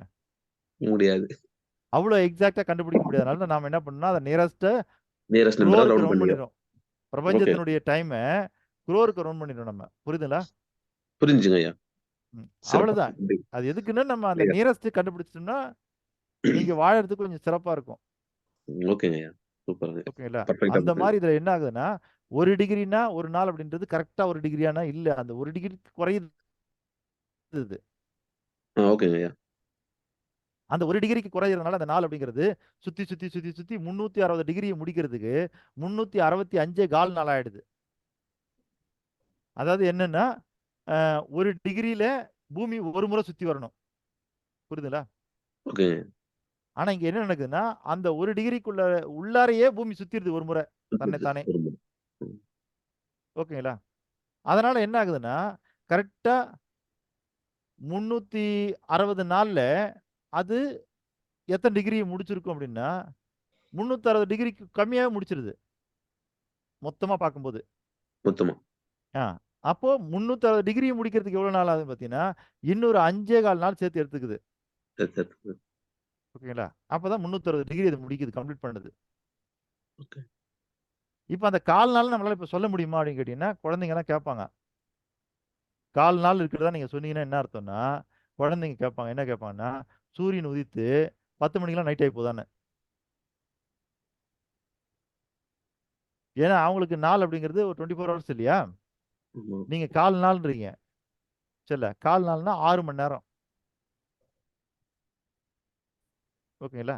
அப்ப நைட்டு 12 மணிக்கு ஆரம்பிச்சு காலைல 6 மணிக்கெல்லாம் நைட் ஆயிடணும். அப்ப அந்த அந்த புரிதல்லாம் நம்ம கொடுக்க முடியாதனால தான் 365 1/4 நாள்னு வச்சுக்கிட்டு அந்த காலை ஒதுக்கி வச்சுட்டு அந்த காலெல்லாம் சேர்த்துக்கிட்டு 4 வருஷத்துக்கு ஒரு தடவை அதை ஒரு ரவுண்ட் ஆக்கிடுறோம். அப்ப 4 வருஷத்துக்கு ஒரு தடவை பூமி ஒரு ஃபுல் ரவுண்டு தன்னைத்தானே சுத்திக்கிறது நம்மளால உணர முடியும். புரியுதுங்களா? இந்த கால் நாள்லாம் சேர்ந்ததுன்னா என்ன ஆகும்னு கேட்டீங்கன்னா 4 வருஷத்துக்கு ஒரு தடவை பூமி என்ன ஆகுன்னா உங்களுக்கு 366 ரவுண்டு சுத்திக்கும். அது உங்களால உணர முடியும் 4 வருஷத்துக்கு ஒரு முறை. அப்போ இந்த 360 டிகிரிக்குள்ளார மற்றதெல்லாம் மற்ற நாட்கள்லாம் 365.4 நாள் சுத்திட்டு இருந்த பூமி அது முழுமையா பார்த்தீங்கன்னா 4வது ஆண்டு வரும்பொழுது இந்த காலெல்லாம் சேர்ந்து 366 அதாவது 360 டிகிரிக்குள்ளார 366 தடவை சுத்திக்கிட்டு தெரியும் நமக்கு. புரியுதுங்களா? ஓகேங்க. சார் நான் ஒரு கேள்வி சார். இப்போ நீங்க சொன்னீங்களே 1 மாசத்துக்கு குறையுதுன்னு. அந்த 1 மாசத்துக்கு 30 நாள் வச்சிருக்கோம். அந்த குறைஞ்சதும் அடுத்த மாசம் குறையுது பாத்தீங்களா? அதை அட்ஜஸ்ட் பண்ணி தான் அடுத்த மாசம் 31 நாள்னு கொண்டு வந்திருக்கோமா? இல்ல இப்போ இல்ல 30 31 31ன்னு வருது இல்ல ஒவ்வொரு மாசமும். அந்த அந்த 4 நாள் ஈக்குவல் பண்றதுக்கு தான் அதை அப்படி கொண்டு வந்திருக்காங்களான்னு கேட்கிறேன். இப்போ ஆடி மாசம் 32 நாள் வருது. அப்போ அந்த நாள் மீதி இருக்கிற நாளை ஃபுல்லா அந்த மாசம் அட்ஜஸ்ட் பண்ணிட்டாங்களா? இல்ல அப்படி இல்லைங்க. அப்படி எடுத்துக்கலாமா? பிரிக்கல 30 டிகிரிங்கய்யா. 30 டிகிரி வச்சுக்கங்க. இல்ல அதான் 30 டிகிரி 30 நாள்ல வர்றது 30 டிகிரி கரெக்ட். சில அதாங்கய்யா. 31 நாள் வரும்போது 1 டிகிரி கூடுது அந்த டயத்துல. அதுதான் சொல்ல வரேன். அந்த 30 டிகிரி இருக்கு பாருங்க, அதுதான் நமக்கு ஸ்டாண்டர்டு. ஓகேங்களா? அது கரெக்ட் அதுக்குள்ளார சார். எல்லாம் ஒரு முதல் 30 டிகிரியில இல்ல 30 கொஞ்சம் நாள் ரவுண்ட் குறைஞ்சிருக்கும். அடிச்சு இல்ல 30 நாள் ரவுண்ட் அடிச்சிருக்குன்னு வச்சுங்க பூமி. பிரச்சனை இல்ல. அடுத்த 30 நாள்ல 31 நாள் ரவுண்ட் அடிக்குது. ஓ அந்த 30 நாள் கடக்கிறதுக்கு 31 நாள் எடுத்துக்குது. அப்படி எடுத்துக்கலாம். இல்ல இல்லைங்க, கரெக்டா? அப்படி எடுத்துக்கூடாது. நான் சொல்றது எல்லாமே கொஞ்சம் கொஞ்சம் ஃப்ராக்ஷன் இருக்குது. ஆனா நான் சொல்ல வர்றதுன்னா 30 டிகிரிக்குள்ளார எக்ஸாக்டா 30 நாள் சுத்திடுதா அப்படின்னா இல்லை, கொஞ்சம் குறையுது. ஓகேங்களா? கொஞ்சம் குறையுது. ஓகே. அடுத்தது என்ன ஆகுதுன்னா அடுத்த 30 டிகிரி இருக்கு பாருங்க, அந்த 30 டிகிரியில 31 நாளுக்கு கொஞ்சம் குறையுது. Okay okay okay. இதுல இருந்து மிச்சமாகி அது 31 ஆகல. அதுதான் சொல்ல வரேன். இதுல மிச்சமாகிறது ஒரு மாசத்திலேயே ஒரு நாளா மாறிடுதானா? இல்ல. இல்ல. ஓகே. அப்படின்னா ஒரு வருஷத்துக்கே 6 நாள் ஆயிடுமே. அப்போ ஒரு மாசம் 32வது நாள் வச்சாங்களா? அது என்னத்துக்கு? இதெல்லாம் இல்ல கேள்வி. அதுதாங்க ஐயா சொல்ல வரேன். அதுதான் சொல்ல வரேன் நானு. அந்த மாசம் 32 நாள்ல 31 நாளுக்கு கொஞ்சம் குறைஞ்சிருக்கு ஓடி இருக்கு அப்படின்னு எடுத்துக்கலாமான்னு கேட்குறேன். இல்ல அந்த மாசம் 32 நாளுக்கு கொஞ்சம் குறைஞ்சிருக்குது. ஓ ஓகே ஓகே ஓகே. புரியுதுல்ல? புரிஞ்சு புரிஞ்சு புரிஞ்சு. அதுதான் விஷயம். அந்த நாள் சொல்றது வந்து கரெக்டா எக்ஸாக்ட்லி இல்ல, நாளை விட கொஞ்சம் குறையும். அந்த குறைஞ்சதுதான் 4 வருஷத்துக்கு இல்லைங்க, ஒரு தடவை எதோட குறையுன்றது நமக்கு தெரியணும். எதுல இருந்து அது குறையுது அப்படின்னா வேற ஒண்ணும் இல்ல. இந்த டிகிரி இருக்கு பாருங்க. அதாவது பூமிங்கிறது 360 டிகிரியில இருக்குது. 360 டிகிரி பாகையில இருக்குது. ஓகேங்களா? அது அந்த பூமி பாத்தீங்கன்னா பூமி தன்னைத்தானே சுற்றி கொள்வதற்கு 1 டிகிரி. எங்க இருந்து 1 டிகிரி நகருது? உங்களுக்கு அது தெரியணும்ல. பூமி தன்னைத்தானே சுத்திக்கிச்சு. எங்க 1 டிகிரி நகர்ந்துச்சு? எங்கேயா சுத்துச்சு? என்னத்தானே ஸ்டார்ட் பண்ண டயத்துல இருந்து அது முடிக்கிற டைம் வரை அந்த ஏன்னா இப்ப அது தெரியணும். தெரிஞ்சாதான் இது புரியும். அதுக்கு தான் சொல்ல வரேன். அதாவது பூமியை சுத்தி நாம பாக்குறது 360 டிகிரி சார். ஆனா பூமிக்கு 360 டிகிரி எதுன்னா சூரியனை சுத்தி வந்தாதான் பூமிக்கு 360 டிகிரி. Okay okay okay. அப்போ இங்க என்ன பண்ணணும்னா சூரியனை மையமா வச்சுக்கணும். நீங்க மையமா வச்சுன்னு பூமி இருக்கு இல்லையா, அது தன்னைத்தானே ஒரு தடவை சுத்திருச்சுன்னா நேத்து இருந்த டிகிரியில இல்ல, அது சூரியன்ல இருந்து இப்போ 1 டிகிரி நகர்ந்திருக்குன்னு அர்த்தம். சரிங்களா? நேத்து சூரியன்ல இருந்து நமக்கும் பூமிக்கும் 0 டிகிரின்னு வச்சுக்கோங்க. ஒரு நாள் சுத்தி முடிச்சிருச்சு. அதாவது என்னன்னா டிசம்பர் விட்டுடுங்க ஐயா. சரிங்களா? ஜனவரி 1 ஆரம்பிக்குது இல்லையா? அப்ப டிசம்பர் 31 இருந்ததுன்னா பூமி வந்து 0க்கு வந்து நின்றுடுது. அப்படி வச்சுக்கோங்க. இப்ப ஜனவரி 1 ஜனவரி 1 அன்னைக்கு அது ஒரு ரவுண்ட் அடிச்ச உடனே நமக்கு 2ஆம் தேதி வருது இல்லையா? 2ஆம் தேதி வருதுன்னா என்ன அர்த்தம்னா அது சூரியன்ல இருந்து 1 டிகிரி நகர்ந்துருச்சுன்னு 1 அர்த்தம். டிகிரி நகர்ந்துருக்கு. Okay okay. இப்படி ஒரு டிகிரியா நகர்ந்து அது 360 டிகிரி கம்ப்ளீட் பண்ணும்போது சூரியனே சுத்தி முடிச்சிருக்கும். Okay okay. இப்ப புரிஞ்சுங்களா? ஐயா ஒரு நிமிஷம். ஐயா ஒரு நிமிடம். இதுதான் எண்ணம், இதுதான் எண்ணிக்கை, வாழ்க்கை கணக்கு. பிரேக் ஆகுது ஐயா. ஐயா அக்கௌண்ட் ஐயா நாராயண ஐயா. ஐயா கேட்கலையா? சொல்லுங்க சொல்லுங்க. ஐயா கேக்குதா? பேசுங்க. கேக்குது சொல்லுங்க. கேக்குது நீங்க சொல்லுங்க. இதுதான் எண்ணம், இதுதான் எண்ணிக்கை, இதுதான் வாழ்க்கை கணக்கு. இதுதான் இப்ப ஐயா சொல்லிட்டு வராங்க. சூரியனை நவகிரகங்கள்ல நீங்க பாத்தீங்கன்னாக்கா சூரியனை மையமா வச்சுதான் அடிப்படை காரணம். ஆமா ஆமா. அதுதான் அடிப்படை காரணம். ஐயா நன்றி ஐயா, வாய்ப்பு தந்தது. சார் எனக்கு ஒரு கேள்வி இருக்கு. சார் எனக்கு ஒரு கேள்வி. இல்ல நவகிரகங்கள்ல சூரியனை கொண்டு வந்தது காரணம் என்னன்னா நம்முடைய முன்னோர்கள் பார்க்கும்போது சூரியன் பூமியை சுத்தி வரதா அவங்க நினைச்சிட்டாங்க. அதாவது பூமி தான் மையம், பூமியை மையப்படுத்தி தான் எல்லா கோளும் சுத்தி வருது பொழுதுன்னு அவங்க நினைச்சதுனால அவங்க உணர்ந்த காரணத்தினால என்ன பண்ணிட்டாங்கன்னா சூரியனையும் ஒரு கோளா அதில் கொண்டு போய் சேர்த்துட்டாங்க. 2வது நிலா பார்த்தா நிலாவும் நகருது, அதனால நிலாவையும் ஒரு கோளா கொண்டு போய் சேர்த்துட்டாங்க.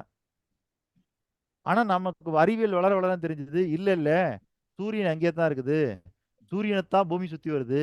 அதே போல நிலாவும் ஒரு கோள் இல்ல, அது பூமியை மட்டும் தான் சுத்துது, அது துணைக்கோள்னா அப்பெல்லாம் பின்னாடி நம்ம கண்டுபிடிச்சிட்டோம். சொல்லுங்க அருணகிரி சார். சார் ஆக்சுவலா வந்து பிளானட்டரியோட மூவ்மெண்ட் சிஸ்டம், அதாவது கோள்களோட நகர்வுகள் வந்து வட்டத்துல இல்ல, 360 டிகிரி கிடையாது, நீள்வட்டம். நம்ம கால்குலேஷன் பர்பஸ்க்காக வேண்டி அதை 360 டிகிரியா ரெஸ்ட்ரிக்ட் பண்ணி கால்குலேட் பண்ணும்போது தான் இந்த டிஃபரன்ஸ் வருது. ஏன்னா வட்டமா சுத்தல, நீள்வட்டத்துல தான் சுத்துது எல்லாமே. பிரபஞ்சத்தோட இதுவே வந்து நீள்வட்ட அமைப்புல தான் இருக்கு அப்படின்றதுதான் ஃபேக்ட். ஆமாங்கய்யா அப்படின்னு நினைக்கிறேன் நான். கரெக்டா? இல்ல அது கரெக்டுங்கய்யா. ஆனா அதுக்கு பேஸ் எதுன்னு கேட்டீங்கன்னா வட்டம். உங்களுக்கு வட்டம் தெரியலன்னா நீள்வட்டத்தை உங்களால உணர முடியாது. ஓகே. இப்போ நாம அதுக்கு சொல்ற பேர் என்னதுங்களா? நீள் சதுரம், நீள் செவ்வகம்லாம் சொல்றது இல்ல, சொல்றதுக்கு பேர் நீள் வட்டம் தான் சொல்றோம். அப்போ வட்டம் தான் நீளமா மாறுது. என்ன சொல்றேன்னு உங்களுக்கு புரியுதுங்களா? சரிங்க சார். அதாவது பிரபஞ்சம் தோன்றும் போது வட்டத்துல இருந்து தோன்றுச்சு. ம். அது விரிவடைய தான் நீள்வட்டமா மாறிச்சது. ஓகே. ம். ஓகேங்களா? கோழிக்குள்ள இருக்கக்கூடிய இந்த கோழி முட்டை இருக்கு இல்லைங்களா? நம்ம கண்களால பார்க்கக்கூடிய ஒரு செல் எது அப்படின்னா கோழி முட்டை.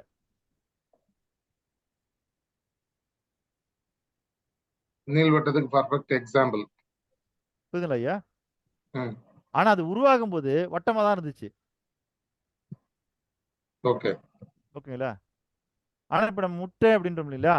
அது அப்புறம் தான் நீளுக்கு அது. வட்டம் உருவாகாமல் வட்டம் நீள முடியாது. சரிங்களா? அதனால தான் அதை நம்ம நீள்வட்டம்னு சொல்றோம். ஓகேங்களா? அந்த உருவான பாயிண்ட்டை பார்க்கணும். ஸ்டார்டிங் பாயிண்ட் என்ன அப்படின்னு. Okay sir. ஓகேங்களா? வேற எந்த வடிவத்துக்கும் நீள்னு சேர்க்க முடியாது. வட்டத்துக்கு ஒன்று தான் நீள் வட்டம் இருக்கு. கரெக்ட். அதுதான் சொல்ல வரேன். ஓகேங்களா? Okay sir. அப்போ இந்த வகையில வந்து நம்ம வந்து பார்ப்பது வட்டத்திலிருந்து தான் பேஸ், அதுல இருந்து தான் உருவானதுனால நம்ம அதை நீள்வட்டம் சொல்றோம். ஓகே. இப்போ உங்களுக்கு 30 நாள் எப்படி வந்துச்சுன்னு தெரிஞ்சுச்சா?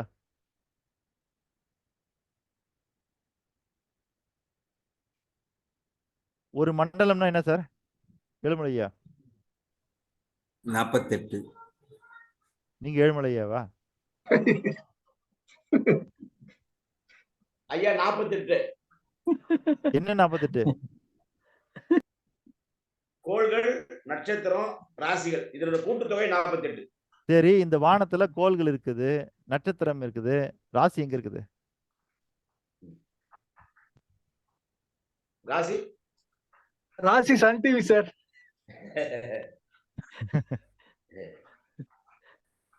சொல்லுங்க ஐயா. இப்போ நம்ம வானத்துல இருக்கிறத வச்சுதான் கணிக்கிறோம் இந்த 48 நாள் மண்டலம்ன்றத. வானத்துல நட்சத்திரம் இருக்குது, கோள்கள் இருக்குது, ராசி எங்க இருக்குன்ற? 12 ராசிகள் இருக்கு ஐயா. ராசி நம்ம கிட்ட இருக்குங்க ஐயா. வானத்துல எங்க இருக்குன்னு கேக்குறேன். அது தெரியல. அதுதான் மாதங்களின் பெயர்களாக வருகிறது. அது மாதங்களுடைய பெயர்களா வருகிறது. ஆனா மாதங்களுடைய பெயர்களா இருக்கிறதுனால அது ராசி இல்ல. இல்ல நான் கேக்குறது சார், வானத்துல நமக்குன்னு ஒரு வரையறை இருக்குது. இது கோளு, இது நட்சத்திரம் அப்படின்லாம் பாக்குறோம் இல்லையா? அந்த வகையில நம்ம வந்து 48 நாட்கள் அப்படின்றது இந்த வானத்தை பேஸ் பண்ணி தான் நம்ம சொல்றோன்றது நமக்கு நல்லா தெரியுது. அதுல 9 கோள்கள்ன்றோம். இருக்குது. ஓகே, டிக்கு. அடுத்தது 27 நட்சத்திரம்ன்றோம். அதுவும் இருக்குது, டிக்கு. அடுத்தது 12 ராசின்றீங்க. ராசி எங்க இருக்குங்கிற?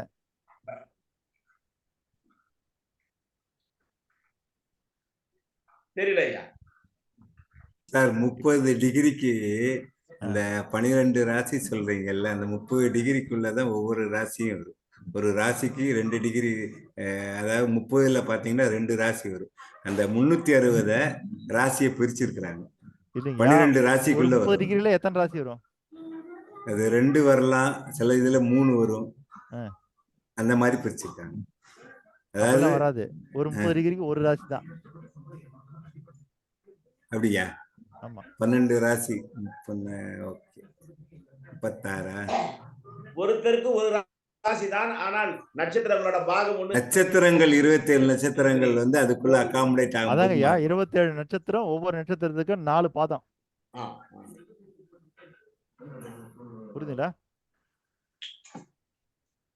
ஒவ்வொரு நட்சத்திரத்துக்கும் நட்சத்திரத்துக்கு 4 பாகம் வராது சார். சில நட்சத்திரத்துக்கு 4 பாகம் வருது. ஒவ்வொரு நட்சத்திரத்துக்கு இல்லையா? 4வது பாதம் அடுத்த நட்சத்திரத்தை ஸ்டார்ட் ஆகும். நீங்க பாத்தீங்கன்னா தெரியும். Okay okay. புரியுதுங்களா? புரியுது. அதாவது இது எப்படி எடுத்துக்கணும் நீங்க அப்படின்னா, இந்த மாதிரி 30 டிகிரி ஒரு பாதம் அப்படிதான் கணக்கு. என்னங்கய்யா? 30 டிகிரி ஒவ்வொரு இதா வரும்போது வரும். அதனாலதான் ஒரு நட்சத்திரம் வந்து 2 பாதத்திலயும் வரும். இப்ப சித்திரை நட்சத்திரம்னா 4 பாகம் சொல்லுவாங்க. அது வந்து என்னன்னா கன்னி ராசியில 2 பாதம் போயிடும். அடுத்து துலா ராசியில 2 பாதம். நீங்க சொல்ற மாதிரி அந்த 30 டிகிரி பிரிக்கும் போது ஒரே நட்சத்திரம் 2 பாதத்திலயும் இருக்கும். ஓகே. அதுதான் இங்க ராசிங்கிறது என்னன்னு நேத்து ஒருத்தர் தெரிஞ்சுக்கிட்டாரு. இப்ப அவர் சொல்லுவார் உங்களுக்கு. சொல்லுங்க ஐயா. சார் நான் வந்து மார்னிங் ஸ்டார்ட் பண்ணும்போதே சொன்னேன் இல்லைங்களா? ஆக்சுவலா வந்து நம்ம சொல்லிட்டீங்களா நீங்க? ஆமா சார், மார்னிங்கே சொல்லிட்டேன் சார். சரி ஆனா அதுல ஒரு விஷயம் மட்டும் நான் சொல்ல மறந்துட்டேன். அதை வேணா திரும்ப சொல்றேன். சொல்லுங்க ஐயா. 9 கிரகங்கள் ஆரம்பத்துல தெரிஞ்சுது. அதுக்கப்புறம் 2 கிரகங்கள் தெரியல. அது வந்து சாயா கிரகம் அப்படின்னு சொல்லிட்டு சமஸ்கிருதத்துல சொல்லுவாங்க. நிழல் கிரகம் தமிழ்ல சொல்லலாம். சோ நிழல் கிரகத்தை வந்து நம்ம எப்படி கணக்குல எடுத்துக்க முடியும்னு கேள்வி கேட்பேன் நானு உடனே. சோ அதுக்கு சாரு வந்து ரொம்ப அருமையான விளக்கம் கொடுத்தாங்க. இப்ப நிழல்ல வந்து கடிகாரம் எல்லார் வீட்லயும் இல்லாதப்ப நம்மளோட நிழலை பார்த்து நம்ம நேரத்தை கணக்கிட்டோம். ஸோ அப்படி இருக்கும்போது இப்போ 1 மணி வரும்போது அந்த நிழலோட பொசிஷன் மாறும். பொசிஷன் எப்படி சொல்றது, மாறும்போது நம்ம அந்த நேரத்தை கணக்கிடுறோம். அப்போ அந்த நிழல் கிரகத்திலையும் வந்து சில அப்சர்வேஷன் கொண்டு வரதுனால அதை நவ கிரகங்களா கன்சிடர் பண்ணிக்கிறோம். ஸோ வந்து நவ கிரகங்கள் இருக்கு, 27 நட்சத்திரங்கள் இருக்கு. ராசி எங்கிருந்து வருது? 12 ராசி. அதே கேள்விதான் சார் கேட்டாங்க. ஸோ அப்போ 12 ராசினும் போது இப்போ இந்த பூமி வந்து நம்ம வட்ட இதுல கணக்கு பண்ணும்போது அதை நீள்வட்டத்துல சுத்திட்டு இருந்தாலும் அது வட்டத்துல கணக்கு பண்ணும்போது 360 டிகிரி. அந்த 360 டிகிரி 30 டிகிரியா பிரிச்சோம்னா 12 30 360. ஸோ 12 ராசியை வந்து அந்த ஒரு 30ல வந்து கோலப்புள்ளி மாதிரி வச்சு அதை வந்து நம்ம கணக்கு பண்ணும்போது, இப்போ உதாரணத்துக்கு மேச ராசினா இந்த மேச ராசி வந்து ஆடு மாதிரி வரும். அங்க இருக்கிற பிளானட்ஸ், ஸ்டார்ஸ் இதெல்லாம் வந்து கணக்கு பண்ணும்போது அப்படிதான் வந்து ராசியை வந்து கணக்கிடுறாங்க அப்படின்னு சார் எனக்கு விளக்கம் கொடுத்தாங்க. சரியா சொல்லியிருக்கேனா சார்? சரிங்க சார், சரிங்க சார். இல்லை இப்போ இந்த ராசிக்கும் சரிங்களா, மொத்தத்தன் ராசி 12 ராசி, இந்த ராசிக்கும் நட்சத்திரத்துக்கும் என்ன வித்தியாசம்? இல்லை இந்த ராசியும் நட்சத்திரமும் எப்படி கணக்கு பண்றாங்க? இல்ல அருணகிரி சொன்ன மாதிரி ஒவ்வொரு நட்சத்திரத்தோட வடிவில அந்த அமைப்பு இருக்கு. ராசியில தான் இருக்கு, நட்சத்திரத்துக்கு எதுவும் சிம்பிள் கிடையாது. ராசிக்கு தான் ஒவ்வொரு சிம்பிள் இருக்கு. அதுதாங்க ஐயா, ராசி அப்படிங்கிறது என்னன்னா புரியுதுல்ல. இப்போ நாம என்ன பண்றோம்னா ஒரு செட்டப், அதாவது என்னன்னா இப்போ நமக்கு ஏதோ ஒரு நிகழ்வு சரிங்களா, ஒரு இடம் அல்லது ஒரு நிகழ்வு அல்லது ஒரு குறிப்பிட்ட டைம், இதெல்லாம் நம்ம ராசின்னு சொல்லுவோம் சரிங்களா. சார் ஒன்றும் பிரச்சனை இல்லை சார், எனக்கா நான் சென்னை போயிட்டு வந்துடுவேன், நான் ஒன்றும் நீங்கள் கவலைப்படாதீங்க. ஏன்னா எனக்கு சென்னை போனாலே எனக்கு எந்த பிரச்சனையும் இல்லை. ஏன்னா அது எனக்கு ராசியான ஊர், இது ராசியான இடம், எனக்கு ராசியான டைம், இதெல்லாம் சொல்ல முடியாது. அது ராசின்னு சொல்றோம்ல, அது என்ன அர்த்தம்னா அது ஒரு அமைப்புன்னு அர்த்தம். ராசினா மண்டலம்னு அர்த்தம், ஒரு அமைப்புன்னு அர்த்தம். புரியுதுங்களா? நம்ம ராசியான இடம்னா என்ன அர்த்தம்னா அந்த இடம் நமக்கு ஏதோ ஒரு வகையில அமைப்பா இருக்குது. ராசியான நேரம்னா என்ன அர்த்தம்னா அந்த நேரம் நமக்கு ஏதோ ஒரு வகையில அமைப்பா இருக்கிறது. இது ராசியான ஊர் அப்படின்னு சொல்றோம்னா அந்த ஊர் நமக்கு ஏதோ ஒரு வகையில அமைப்பா இருக்கிறது. எனக்கு இது ராசியான வேலை அப்படின்னா அந்த வேலை ஏதோ நமக்கு அமைப்பா இருக்குது. அப்ப எதெல்லாம் அமைப்பா இருக்கிறதோ அதுக்கு பேர் ராசின்னு பேரு.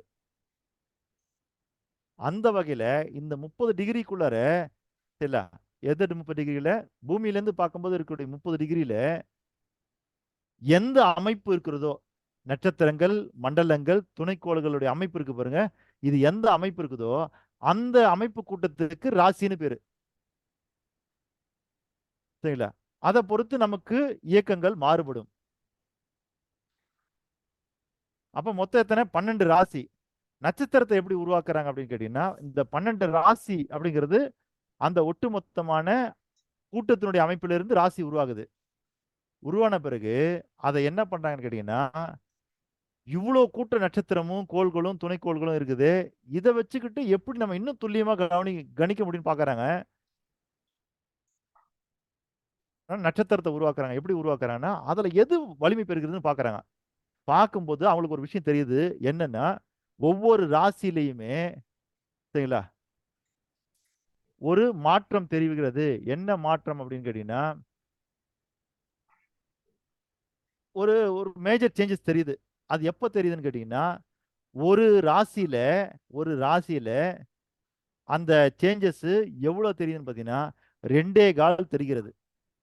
அப்போ ஒரு ராசிக்குள்ள என்ன ஆகுதுன்னா 1 2 2.25 புரியுதுங்களா, 2.25 மாற்றம் தெரிகிறது ஒரு ராசியில. அந்த அமைப்புல நான் வந்து உங்களுக்கு புரியணுங்கிறதுக்காக கொஞ்சம் நான் உங்களுக்கு புரியுற மாதிரி சொல்றேனே தவிர, இதை புரிஞ்சுக்கணும்னா இது தனி சப்ஜெக்ட். இது இல்ல அப்படி போயிட்டுன்னா இது ஒருவேளை ஜோசி வகுப்பு மாதிரி ஆயிடும், ஜோதிட வகுப்பு மாதிரி. அதனால நான் அப்படி போல நானு உங்களுக்கு புரியணுன்றதுக்காக கொஞ்சம் ஷார்ட்டா வரேன் நானு. 2.5 நாளிகைன்னு சொல்லுவாங்க, கரெக்டா? 2.5 நாளிகை. நாழிகெல்லாம் நேரத்தை பொறுத்துங்க. ஏன் நம்ம இப்ப அங்க போகல, சரிங்களா? ஏன்னா 30 டிகிரி அப்படின்றது 30 டிகிரின்றது ஒரு மாசம். அப்ப அந்த ஒரு மாசம் அப்படின்றது ஒரு ராசியை குறிக்கின்றது. புரியுதுங்களா? அதனால தான் நீங்க பார்த்தீங்கன்னா, ஒவ்வொரு ராசிக்கும் ஒரு மாசத்தினுடைய பேர் குடுப்பாங்க. சித்திரை எங்க ஆரம்பிக்குது, அங்க என்ன ராசி குடுப்பாங்கன்னு பார்த்தீங்கன்னா தெரியும். அங்க தான் நம்ம ஸ்டார்ட் பண்றோம். அதுக்கு ஒரு ராசி. அப்போ 12 ராசிக்குமே 12 மாதங்களுடைய பேரை நம்ம பொருத்தி பார்க்குறோம். ஓகேங்களா? அதுல நம்ம பார்க்கறது நட்சத்திரம் அப்படின்றது என்னன்னா, அந்த ஒட்டுமொத்தமான கூட்டத்திலேயே ஒண்ணும் இல்ல. நீங்க வானத்துல பார்த்தீங்கன்னா எல்லாமே நட்சத்திரம் தான். எல்லாமே நட்சத்திரம் தான். ஆனா அதுல ஒரு சில நட்சத்திரம் மட்டும் நமக்கு ரொம்ப பிரைட்டா தெரியும். தெரியுதா இல்லைங்களா? அப்படி இந்த ராசி அமைப்புல எந்தெந்த நட்சத்திரங்களுடைய சரிங்களா வீரியம் அதிகமா இருக்குதுன்னு பார்க்கும்போது அவங்க வந்து என்னன்னா அதை பொதுவா எப்படி பிரிக்கிறாங்கன்னா ஒவ்வொரு ராசியிலையுமே ஏதோ ஒரு 2.25 வீரியம் தெரியுது. 2.25 வீரியம். புரியுதுங்களா? அந்த 2.25 வீரியத்தை தான் அவங்க என்ன பண்ணா நட்சத்திரமா பிரிக்கிறாங்க. அப்புறம் அதுக்குள்ள நட்சத்திரத்துக்குள்ள பாதத்தை பிரிக்கிறாங்க. 1ஆம் பாதம், 2ஆம் பாதம், 3ஆம் பாதம், 4ஆம் பாதம்னு. ஓகேவா? நம்ம இப்போ அவ்வளவு தூரத்துக்கு போக வேண்டாம். இப்போ இதுல நீங்க பாத்தீங்கன்னா 12 பெருக்கல் 2.25 போட்டு பாத்தீங்கன்னா 27 வந்துடும். அப்போ ஒவ்வொரு ராசிக்குள்ளும் நட்சத்திரத்தினுடைய பலன் எவ்வளவுன்னா 2.25 2.25 2.25 2.25 2.25 இந்த 2.25 தான் அப்படியே ஒவ்வொரு நட்சத்திரமா மாறுது. புரியுதுங்களா? அதாவது நமக்கு ராசி இருக்கிற ராசி மைக்ரேஷன் வந்து 2.5 வருஷம்ன்றாங்களா? இந்த கால்குலேஷன் தானா சார் அது? என்ன சார்? இந்த ராசி கால்குலேஷன் நாகப்பட்டினத்துல அந்த கோவில்ல சனி ஆ அது 2.5 வருஷம் சொல்றாங்களா? அது அது இந்த கால்குலேஷன் தானா நீங்க அது சொல்றது? இந்த கால்குலேஷன் ஒத்து வருது தான் அது. ஆனா எக்ஸாக்டா இது இல்ல. சரிங்க சார். ஓகே. ஓகேங்களா? நான் சொல்றது ஒரு மாசத்துக்குள்ளாரையே 2.25 பிரிக்கணும். புரியுதுங்களா? ஆனா நீங்க சொல்றது 2.5 வருஷத்தை ஒண்ணா மாத்தணும். ஒரு பயிற்சியா மாத்தணும். அது கிட்டத்தட்ட பேஸ் இங்க இருந்தா ஆரம்பமாகுது. ஆனா இது எக்ஸாக்டா அது இல்ல. சரி ஓகே. அதான் சொல்றேன். இப்படி ஒவ்வொன்னத்தையா பிடிச்சோம்னா நம்ம பெரிய பாடத்துக்குள்ள போகிற மாதிரி இருக்கும். கடைசியா வந்து எண்களை பத்தி முடிக்கிறதுக்குள்ளே நமக்கு 10 மாசம் கூட ஆயிடலாம். ஒவ்வொன்றத்தையும் பின்னாடி பிடிச்சிட்டு போனோம்னா அது பெருசு பெருசா விரிஞ்சிக்கிட்டே இருக்கும். ஆனா நீங்க புரிஞ்சுக்கணுன்றதுக்காக நான் சொல்ல வரேன். இப்போ 60 செகண்ட் ஒண்ணா சேர்ந்துச்சுன்னா 1 மணி நேரம்னு உங்களுக்கு தெரியுது. இது 1 நிமிஷம்னு. அப்ப 60 நிமிஷம் ஒண்ணா சேர்ந்தா 1 மணி நேரம்னு தெரியுது. அப்போ 24 மணி நேரம் ஒண்ணா சேர்ந்தா ஒரு நாள்னு தெரியுது. அப்ப நாள் எங்க இருந்து வந்ததுன்னா 24 நிமிஷத்துல இருந்து இது 24 மணி நேரத்துல இருந்து வரல நாள். பூமி தன்னைத்தானே ஒரு முறை சுற்றி கொள்வதற்கு உண்டான அந்த நிகழ்வுல தான் நாள் கிரியேட் ஆகுது. சரிங்களா? அதைத்தான் நாம 24 மணி நேரம் பிரிச்சுக்கிறோம் நம்ம. அவ்வளவுதானே தவிர 24 மணி நேரம் சேர்ந்து நாம வந்து 24 மணி நேரத்துல பூமி சுத்துதானா இல்ல. பூமி சுத்துறதை வச்சு நம்ம 24 பிரிச்சுக்கிறோம். புரியுதுங்களா? அது ஒரு காலத்துல பூமி தன்னைத்தானே சுத்திக்கிறதுக்கு பல கோடி வருஷத்துக்கு முன்னாடி 16 மணி நேரம் ஆயிருக்குது. அதுக்கு முன்னாடி பூமி தன்னைத்தானே சுத்திக்கிறதுக்கு 8 மணி நேரம் தான் அது. அப்போ இது கோடிக்கணக்கான ஆண்டுகள் ஆகும்போது 8 மணி நேரத்திலேயே பூமி தன்னைத்தானே ஒரு முறை சுத்திக்கிச்சு. தெரியல. அது அப்படியே மாறி கோடிக்கணக்கான வருஷத்துல 16 மணி நேரம் மாறிச்சு. இந்த 16 மணி நேரம் இப்ப 24 மணி நேரமா இருக்குது. இன்னும் எத்தனை கோடி வருஷம் கழிச்சு அது 32வா 48வா மாறும் நமக்கு தெரியாது. இல்ல. அப்ப பூமி தோன்ற நாள்ல இருந்து இந்த 24 மணி நேரம் எக்ஸாக்ட்டா அப்படி இருந்தானா இல்ல. அதே போல இன்னைக்கு சூரியன்ல இருக்கிற கோள்களும் அப்படியே ஸ்டாண்டர்டா இல்ல. முதல்ல பார்த்தது 8 கோள்கள். சரிங்களா? அப்புறம் 9ஆ பார்த்தாங்க. அப்புறம் அது 11 ஆச்சு.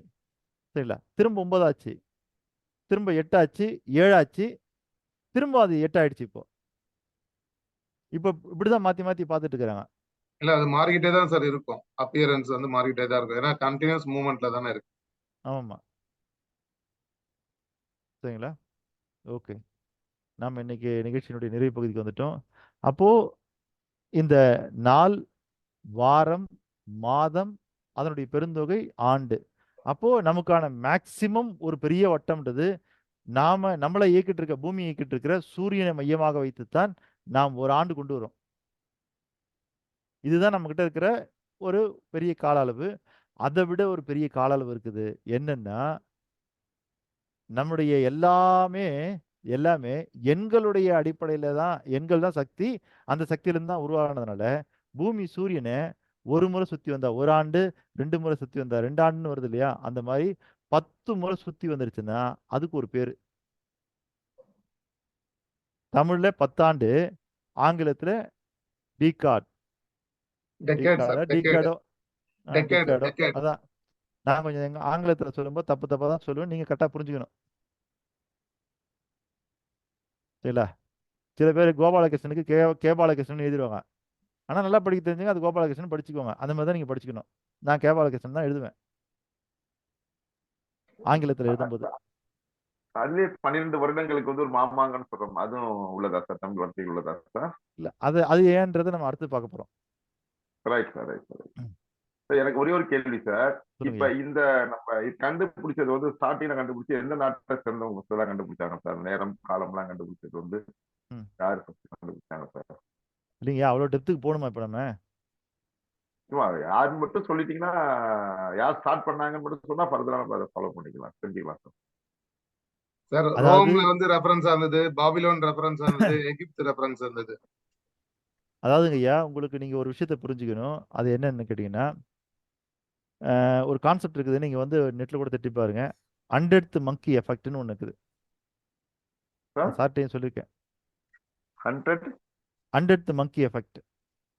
Under the monkey effect. ஆமா. ஆ, ஆ. அது என்ன கான்செப்ட்னா, இந்த தீவுல வந்து ம். குரங்குகள் இருந்திருக்கு. அதுக்கு வந்து சக்கரவள்ளி கிழங்கு இருக்கு இல்லையா? ஆமா. அதை கொண்டு போய் கொட்டிட்டு வந்தாங்க. ம். அதை எடுத்து விருப்பமா சாப்பிடும். நிறைய ம். குரங்குகள் எடுத்து சாப்பிடும். ம். இதுல இவங்க என்ன பண்ணுவாங்கன்னா, ஒரு கப்பல்ல போயிட்டு கொட்டிட்டு வருவாங்க. அது சாப்பிடும். ம். ஓகேங்களா? ம். அப்போ ஒரு தீவுக்குள்ள இருக்கிற குரங்குகள் அந்த தீவுக்குள்ள தான் இருக்கும். வெளியே எங்கேயும் போக முடியாது. ஏன்னா சுத்தி தண்ணி ம். இருக்கிறதுனால. ம். அதில் என்ன பண்றாங்க, இவங்க இப்படி கொட்டிட்டு வரும்போது ஒரு குரங்கு என்ன பண்ணுதுன்னா, சக்கரவள்ளி கிழங்கு ஃபுல்லா சேராயிடுச்சு. நம்ம சேரானா என்ன பண்ணுவோம்? கழுவிட்டு சாப்பிடுவோம். தண்ணியில கழுவி கழுவி சாப்பிடும் இல்லையா? சாப்பிடுவோம். அதே மாதிரி அது போய் என்ன பண்ணுதுன்னா, கடல் தண்ணியில கழுவிட்டு சாப்பிடுது. அதுக்கு என்னமோ தெரியல, கடல் தண்ணியில சாப்பிட்டு இது கழுவிட்டு சாப்பிட்டதுனால டேஸ்ட் கூடின மாதிரி தெரியுது அதுக்கு. சரிங்களா? அதுக்கு சேரா இருந்தனால தான் கொண்டு போய் கழுவுனுச்சு. ஆனா அதுவே என்ன போயிடுச்சுன்னா, நாளாக நாளாக எல்லாம் எது கொட்டினாலும் கொண்டு போய் கழுவி சாப்பிட ஆரம்பிச்சிருச்சு. அப்ப அதுக்கு ஏதோ டேஸ்ட் இருக்க மாதிரி தெரிஞ்சிருச்சு. ஏன்னா கடல் தண்ணியில் உப்பு இருக்கு இல்லையா? அந்த உப்பு ஆமா. இனிப்பு கூட சேர்ந்துன்னா இனிப்பு தூக்கலா தெரியும். ம். ஓகேங்களா? அப்படி சாப்பிட ஆரம்பிச்சிருச்சு அது. இந்த குரங்கை பார்த்துட்டு மற்ற குரங்களும் என்ன பண்ணுதுன்னா, ஏய் இது என்னமோ கொண்டு போய் கழுவிட்டு சாப்பிடுதுப்பா அப்படின்னு சொல்லிட்டு மற்ற குரங்கும் கொண்டு போய் கழுவி சாப்பிட்டது. புரிஞ்சுங்களா? அதுங்களுக்கும் டேஸ்டா தெரிஞ்சிச்சு. இப்போ என்னாச்சுன்னா, நீங்க எதை கொண்டு போய் கொட்டினாலும் அது கழுவி சாப்பிட ஆரம்பிச்சு அந்த தீவுல இருக்கிற எல்லா குரங்கும். ஓகேவா? எப்பொழுது இந்த நிகழ்வு இந்த குரங்குகளுக்கெல்லாம் நடந்ததோ, அதே மாதிரியே மற்ற தீவுகளில் இருக்கிற குரங்குகளுக்கும் கொண்டு போய் கொட்டி பார்த்துருக்காங்க. அதுவும் கழுவி சாப்பிட ஆரம்பிச்சிருச்சு. அதாவது இங்க இருக்கிற குரங்குக்கு ஏற்கனவே ஒரு குரங்கை பார்த்து அதை செஞ்சுது. ஆனா இதெல்லாம் பார்க்காத ஒரு குரங்கு வேற ஒரு தீவுல அது எப்படி செஞ்சது அப்படின்னு பார்க்கும்போது தான் தெரியல. எப்பொழுதுமே எந்த ஒரு செயலும் எந்த ஒரு நடவடிக்கையும் பெரும்பான்மையாக மாறும் பொழுது அதை எல்லா இடத்துக்கும் பரப்புறது பிரபஞ்சத்தினுடைய வேலை. புரியுதுங்களா? அந்த மாதிரி ஒரு குரங்கு 2 குரங்கு 3 குரங்கா இருந்து அதெல்லாம் சாப்பிடும்போது இல்லை, ஒரு கிட்டத்தட்ட நூற்றுக்கணக்கான குரங்களுக்கு மேல அது பெரும்பான்மையாக மாறும் பொழுது அந்த செயலை ஆட்டோமேட்டிக்கா பிரபஞ்சமே எல்லா இடத்துக்கும் ஸ்பிளிட் அப் பண்ணிடும். அப்படி பண்ணும்போது என்ன ஆகுதுன்னா, மற்ற எல்லா தீவுல இருக்கிற குரங்குகளும் அதையே ஃபாலோ பண்ண ஆரம்பிக்குது. புரியுதுங்களா? அந்த மாதிரி உலகத்தினுடைய எந்த கண்டுபிடிப்பும் ஆகச்சிறந்த கண்டுபிடிப்புமே ஒரு நபரால் ஒரு நாட்டுல ஒரு ஊர்ல ஒரு இடத்துல கண்டுபிடிக்கப்படவில்லை. புரியுதுங்களா? பிரபஞ்சம் ஒரே நேரத்துக்கு பல நாட்டுல இருக்கிற பல பேருக்கு பல பரிமாணங்கள்ல ஒரே செய்தியை கொடுக்கின்றது. புரியுதுங்களா ஐயா? புரியுது சார். Time தாண்டிடுச்சு sir. வந்துட்டேன். அப்போ அப்படி கொடுக்கும் பொழுது என்ன ஆகுதுன்னு கேட்டீங்கன்னா, உங்களுக்கு நல்லா நீங்க கவனிக்கணும். இல்ல இந்த 100th மங்கி எஃபெக்ட் இருக்கு இல்லையா? இதை நீங்க எப்படி புரிஞ்சுக்கணும்னா, அப்போ எந்த நாட்டிலையும் இந்த கான்செப்டை ஒரு ஆளுக்கு பிரபஞ்சம் கொடுக்கல. ஓகேங்களா? அப்ப எந்த கான்செப்ட் உருனாலும் உலகத்துல பரவலா குறைஞ்சது ஒரு 100 பேருக்காவது இந்த பிரபஞ்சம் கொடுக்கும். நாம யார் வந்து அதை பதிவு பண்ணி ரெக்கார்ட் பண்ணிடுறோமோ அது அவரா மாறிடுது, அவ்வளவுதான். சரிங்களா?